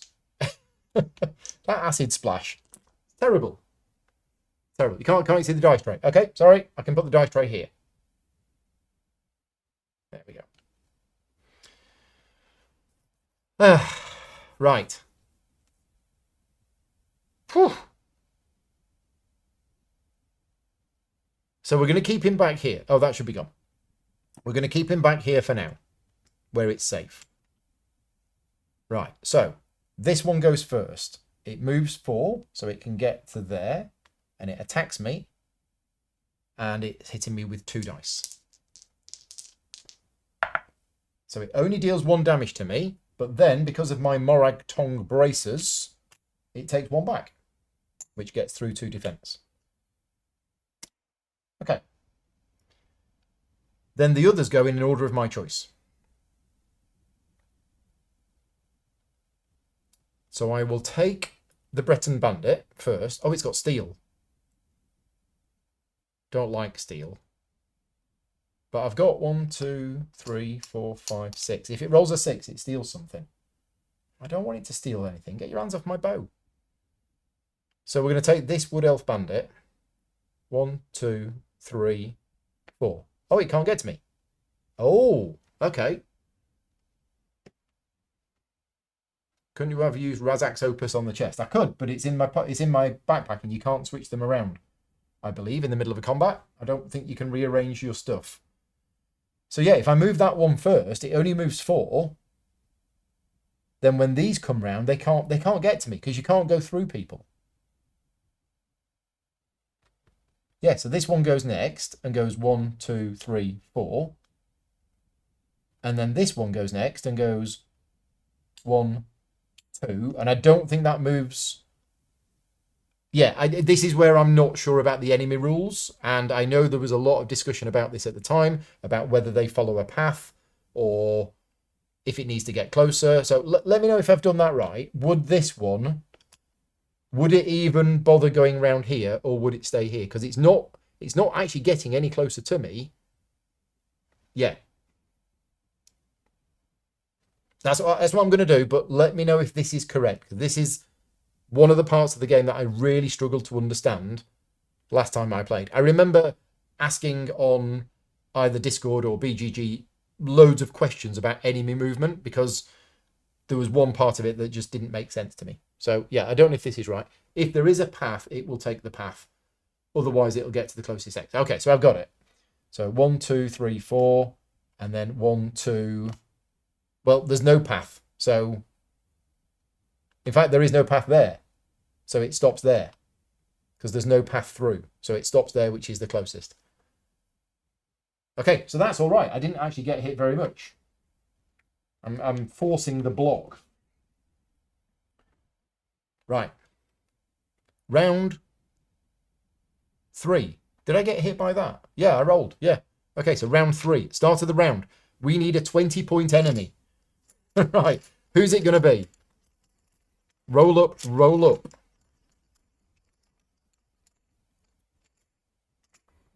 Because it's not that one. That one's dead. It is a lich.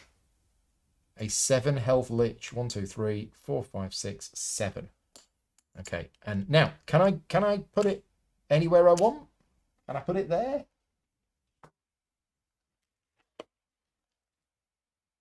Deploy enemies to unoccupied hexes adjacent to shield using Fuse enemies. Must be deployed adjacent to the closest. Yep. I think I can put it there. So that's got native, rot, and necromancy. Typical lich. And necromancy says, at the end of this unit's turn, deploy the top unit of the defeated stack. Oh, no. It's not going to bring back that, is it? To the closest unoccupied hex to this unit with this new... Oh, wow. It's going to bring it back. I need to kill something. Okay, so round 3. My go. I am going to use that, start of turn, spend that to recover that and that. Then I'm going to recover that one, and that one. Okay. Then I need to kill a 1-point enemy so that this brings back the 1-point enemy.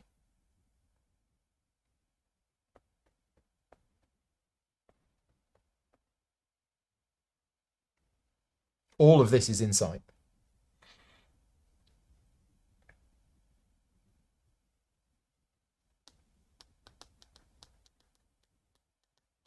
And then I just move away. I think I move away.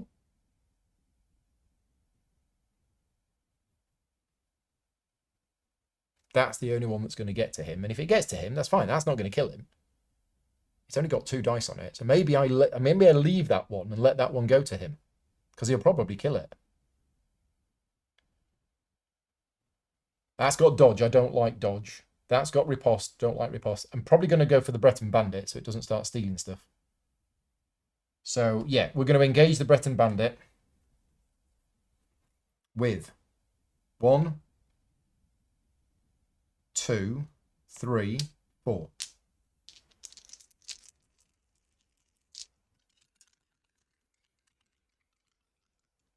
If it brings back a 1-point enemy, then there won't be any respawn. Yeah.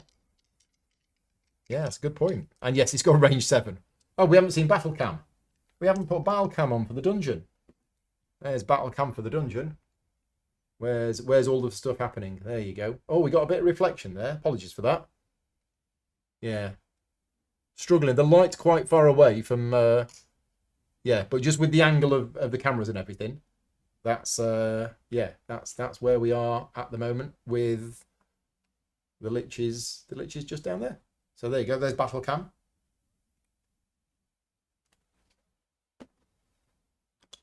Yeah, range 7. Wow. Okay, so I'm shooting at the Breton Bandit with this.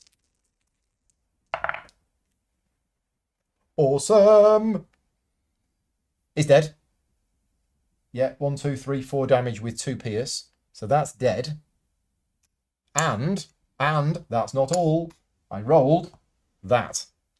which is Scattershot. All damage dealt to your current target this engage may also be dealt to another targetable enemy. So I might deal it to the Wood Elf Bandit. Or do I deal it to the Wolf? I think we might deal it to the Wolf. I know that Bandit's going to cause me problems later. No, I'm going to deal it to the Wolf. So 4 damage to the Wolf. Wolf is dead. Awesome. Right.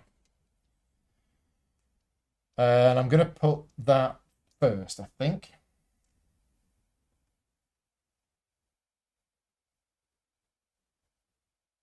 Yeah, I think that's how I can do it. And then I can move. I've not moved yet.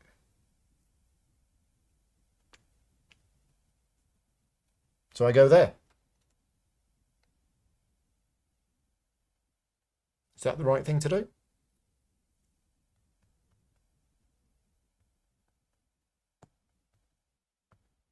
Yeah. So they can't get it. They can't get Chief Dushkull. Assuming Chief Dushkull doesn't move, which he's not going to. Because he's only got 2 movement. So he stays there. And all of these 3 attack me. Is this a problem? Yes. So do we want to... So the most damage that they're going to be able to do is 5 dice, which is potentially 10, but on average 5, maybe 6, maybe 7. I've got 1, 2, 3, 4, 5. I've got 6 health. So I think we're going to need to do something. Because otherwise I might die this turn.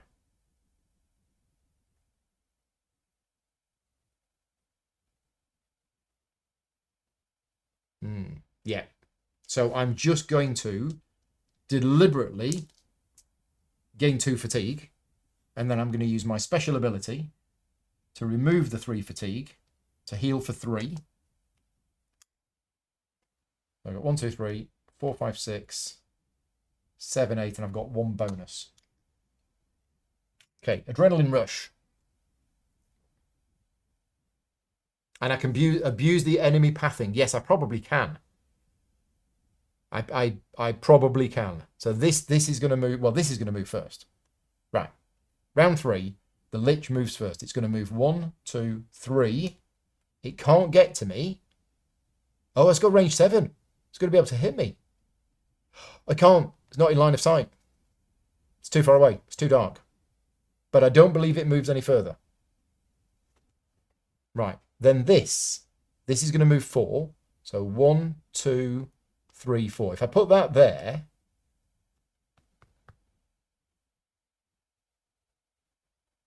no, I'll put that there. Yeah, I'll put that there. It's going to hit me for 2 dice. That's 3 damage on me, and it takes 1 back. Oh, I forgot that it had rush earlier. It should have moved twice. So 1 bonus and 2 actual damage. Right. Then I'm going to get this to move next. Oh no, I need that to move next. So then that can't get in. But it's 2 dice.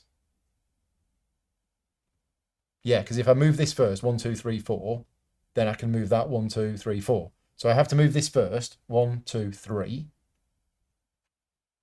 So the rules are, it will move 4. It moves to a hex that would let it target Chief Dushkull. It can't. If it cannot, its destination hex is the closest unoccupied hex to Chief Dushkull. So it tries to go for him. So it will go the extra 1. It will move there.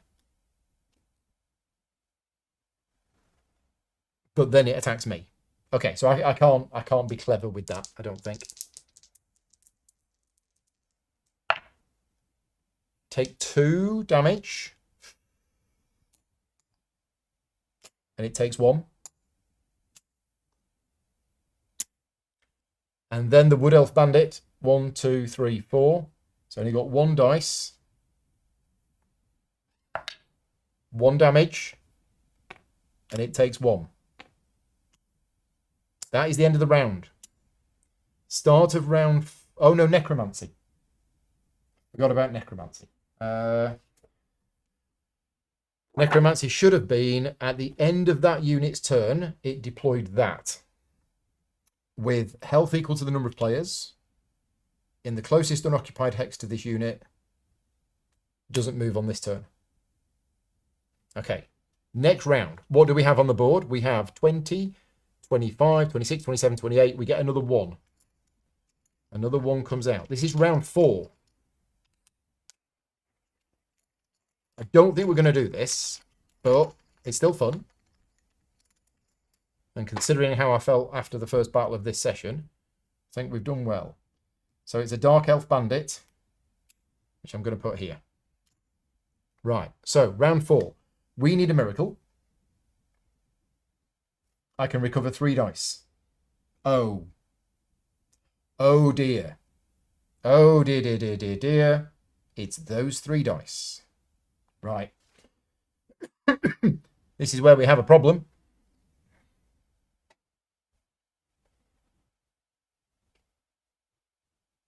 Yep. I'm on 3 health. Poor red guard. Oh, you can't see any of the units there. Okay, forget that camera angle. That's not going to work. We'll use that one. So...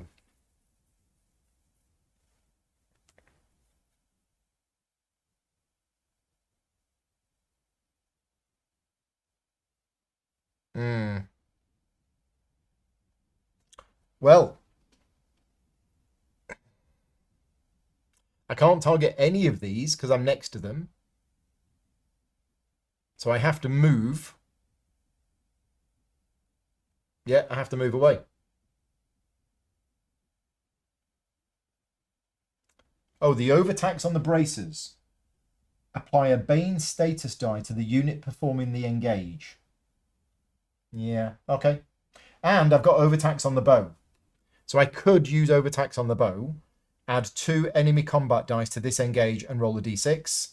If the d6 roll is lower than your current hit points, the item goes in your pack instead of discarding it. So I think that's what we're going to do. I think I'm going to move. So I get to move 4 or 6. I'll go 1, 2, 3, 4, 5, 6. So we'll spend that to move 6. And we get to do lockpicking. Is it a bow? Is it a bow? I need 5, 6, 4, 4. I mean, at this point, I might as well. I'll take the 5. So that's the first one unlocked. And then I've got the 4. Second attempt. I need a 6 and a 4. No. Third attempt. Yes. Take the fatigue, 6 and the 4. We've got a Gold Coast Swift Survivor Elixir. Expend it when an adventurer would discard a food, move it to their pack instead. Useless. Absolutely useless. Right. Never mind. Okay, so I've moved 6. Then we are going to engage. And we are engaging with these 4 dice.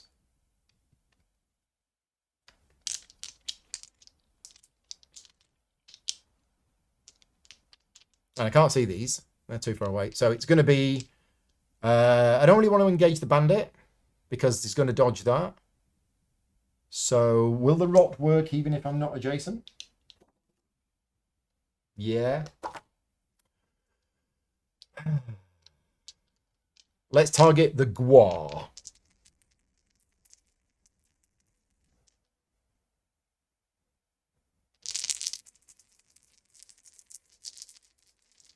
Yeah, don't have scatter shot.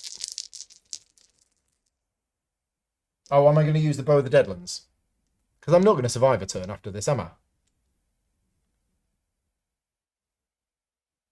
Yeah, I don't think I'm going to survive a turn. So let's use the Bow of the Deadlands to overtax it. And I roll a d6. and if I roll lower than my current hit points, so if I roll lower than a 3, nope, I didn't, but I can use the weapon sling, discard this item instead. So I use the weapon sling, that's gone, keep the bow. Right, the Gwar. Oh yeah, that would have been awesome with the scatter shot. Okay, so the Gwar's dead. I've done 1, 2, 3, 4, 5, 6 damage to the Gwar. Yeah, that's dead. Very dead. Okay, and I rolled this. So 3 targetable enemies, which is that and that. And I need to roll to see if it actually happens. Which is going to be there and there. Oh, my cooldown track is almost full. So, first one, against that. 7 or more. No. Second one. No. This acid splash is rubbish. I'm going to write to Chip Theory Games and get me money back. This skill dice doesn't work properly. Okay. That, I think, is the best I can do.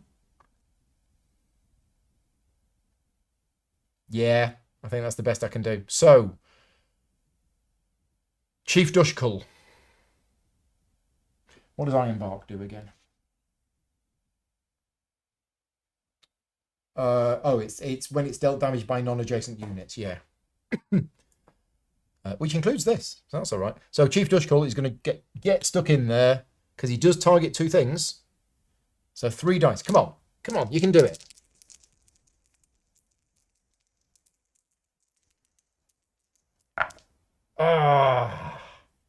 That's 3 damage, but there's a blank. The blank means it dodges, so it only takes 2.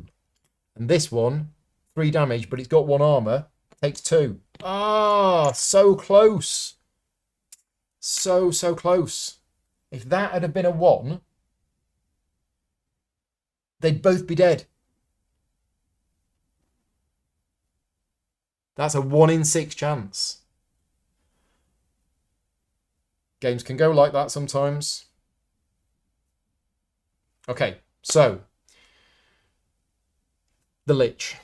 The Lich moves to here because from there it can target Chief Dushkull. It's only 2 dice. And he's got 2 armor because of the Ironbark. So this is not actually too bad.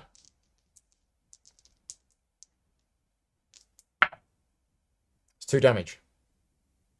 Minus his 2 defense. He's okay. Doesn't take anything. Yeah, replacement dice with better numbers. Yeah, exactly. Blame CTG. Right, that's that done. Next, we have the 5, we have the Skeever. This is where it gets dangerous. So he doesn't have, he's only got 1 defense against this. That's 3. So he's taken 2. He's on 2 health. Now he gets hit by the Wood Elf Bandit of News. It's a blank. Right, this wolf moves 4. Can it get to him? 1, 2, 3, 4. It can't. But that, does it attack me? There's a question, because it's going for him. There is 2 away. There is also 2 away, and it can go there, so it attacks me. Oh, I didn't want that. And it's hit me for 2. All right, hits me for 2. It takes 1 back, but I don't believe the riposte kicks in. I think the riposte is only... Oh, no. Oh, yeah, no, if it wasn't defeated. But otherwise, it would have done. The first time this unit is dealt damage by an adjacent opposing unit, so it doesn't have to be an engage. But if it defeated it, it doesn't. Right, and then the Dark Elf Bandit goes 1, 2, 3, 4, and it's got range 2. It's just out of range. Oh, he can't see me anyway. It would have moved up anyway, as it's the shorter path to be adjacent to Dushkull. Shorter path? So I was saying that it would either move there or there. Is there the shorter path? 1, 2, 3. It's there, 1, 2. Oh, yeah, it would move there. Yeah, it would move there because that is the shorter path round. and then it attacks me and dies from my Morag Tong braces that have been amazing. Right, we are on round 5.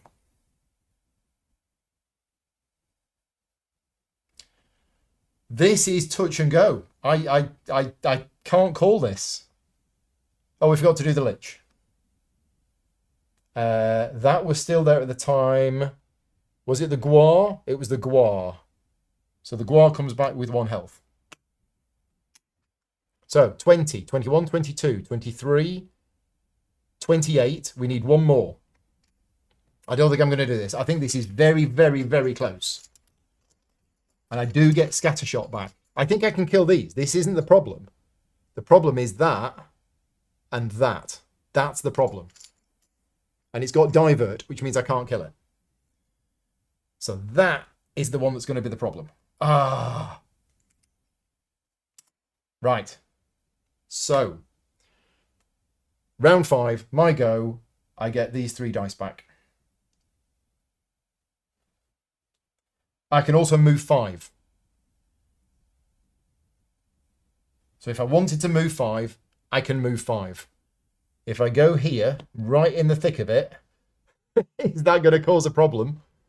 Does that mean that it can't get there? 1, 2, 3, 4. Yeah, he's not going to be able to get there. The top left baddie. Yeah, block the path. Exactly. That's what I've just done. I get to move 5 at the start of my turn. But I've got a movement anyway. But I'm blocking the path. That's what I'm doing. Well, I've no way of getting any other dice back. So we're just doing this. And we're attacking the Wood Elf Bandit. Oh no, it's got dodge. We'll attack this Skeever.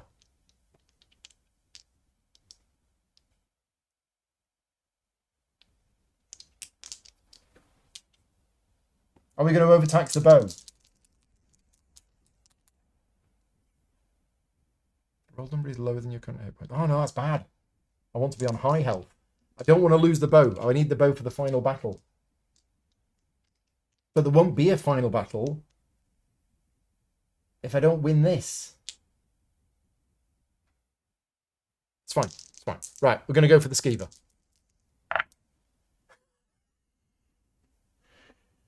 Oh. Well, I mean, that kills it. It's 1 damage with Pierce. I've got the magic weapon. I could re-roll. Could re-roll one of those 2 things.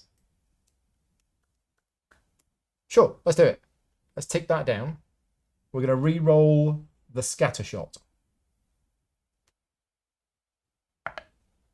Got it.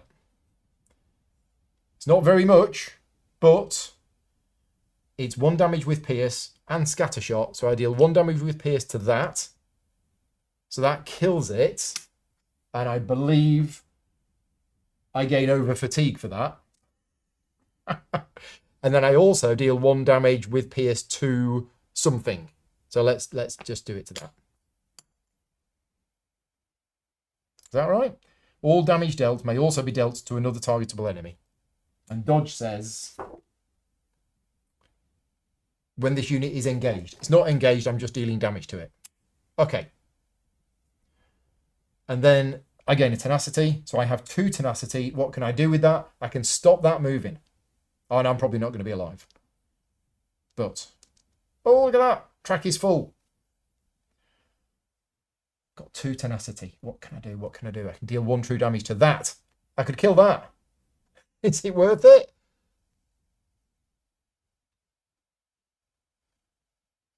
I think it is. Yeah, I'm gonna use my Thrill of the Hunt, and I'm gonna deal 1 damage to that. Boom. Right. Okay. Chief Dushkull. It's all on you, mate. You got 3 dice. You need 1 damage. There is a 1 in 216 chance that you won't succeed.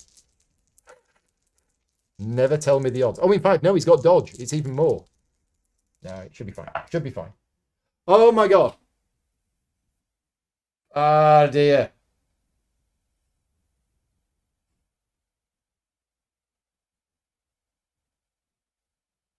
I cannot believe it. 3 dice. Yeah, no, there was actually a 1 in 36 chance that he failed. 1 in 36 chance of rolling 2 blanks or slightly more. Oh, still. He dodged. No damage.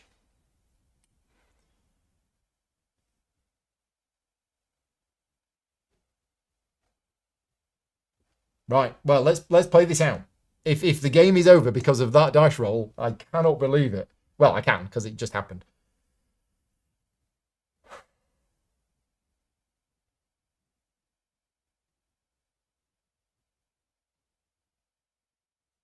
Okay. Right. So let's do the Lich. It's all on this. It's 2 dice. He's got Iron Bark.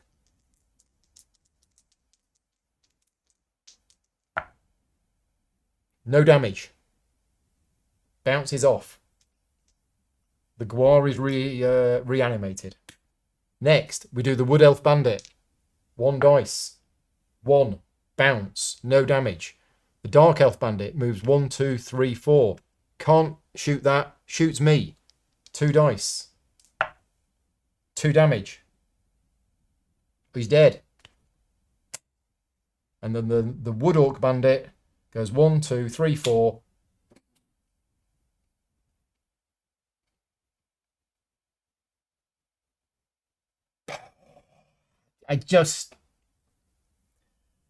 What a game. It's got the right combination of, it's got the skill, the strategy, and all of the tactical moving around of Mage Knight and Deckers and things like that. But then with the dice that just throw an absolute curveball. Have we just done it? I honestly did not think this was going to be possible at the start of this session, but I think we've done it. We still win. He survived at the end of round 5. It specifically says that this dungeon can be won even if all adventurers have been defeated. We did it. We get 3 XP, putting our total to 30. And when completed, go to entry E13 on page 41. You emerge from the City of Ash, singed and exhausted, but intact. Dushkull thanks you for your assistance. Now that I have accomplished my goal, I think the person who put out that contract will no longer see so great a need for my death. In truth, I don't know for certain how much my ritual accomplished, but I take heart in the knowledge that so many foes didn't want me to do it. That gives me hope that it will have an effect. You bid him farewell, but he fixes you with an intent stare. You have proven yourself to be a friend to the Barkbite. That means I am a friend to you. Okay, so if this was session 1, we would choose one of 3 options. This is not session 1, this is session 2. So, we offer to help Chief Dushkull investigate his would-be killers. With the Dark Brotherhood associates who targeted him dead by your hand, that lead has run cold. So, you look to Valenwood's criminal underworld for answers. You're surprised to learn that agents of a local and revered wood elf named Deslandra have been active in all manner of shady dealings as of late, many of them relating to the recovery and study of dangerous Daedric artifacts. Dushkull promises to assist when you confront this provincial scion of supposed good deeds. Proceed to Valenwood Endgame for session 3, which will be tonight. So, a few things before we go. Please stick around because I've got a couple of things I want to say. And I don't want to dwell on it too much, but I've been really suffering from quite severe exhaustion for the last 6 weeks. I woke up this morning having had about 3 hours sleep last night. Didn't think that I would even be able to do today. Considered cancelling. And I didn't. Obviously, I didn't. I've done 2 sessions of it. I have struggled through this afternoon. But honestly, I didn't think I was going to be able to do this evening. And I might not. But based on how today has gone, I cannot now cancel tonight. I've got to carry on tonight. I want to carry on tonight, and I feel that I do just about have enough energy. Now, I don't know how long tonight's going to take, and it might be a complete meltdown, but I've got this far, and I cannot stop now. So we are going to carry on. We are going to do session 3 tonight. It is currently 7 o'clock.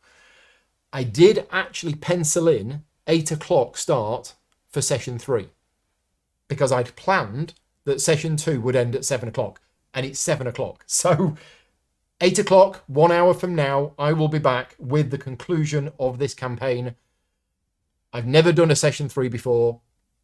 I don't know how it's going to go. It might be short. It might be long. We will find out. But thank you very much to everybody who's joined us this afternoon. Some of you have been with me since the start of today. So a huge thank you to you for your help, your support, and your rules help in the chat has been invaluable to me, because nothing worse than playing a game where I don't know the rules without experts in the chat.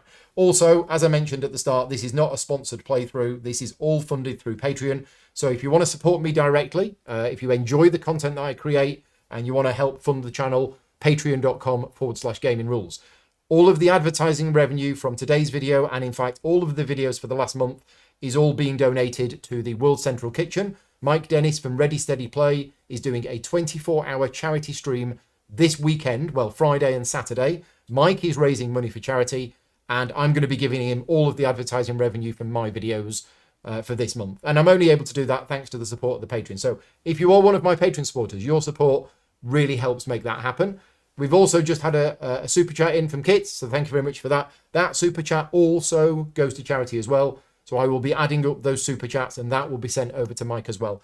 But if you want to support Mike, there is a link to Mike's fundraiser in the description of this video. And although Mike's not streaming until this weekend, his fundraiser is active now.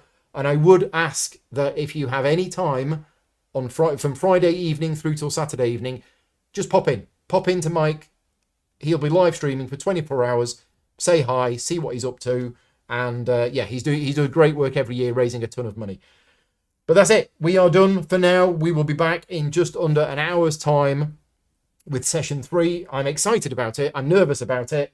But this game is amazing. This game is utterly fantastic. Thank you to Chip Theory Games for providing me with this copy and supporting the channel. And I'll see you in an hour for the final. Cheers, everyone. Bye-bye.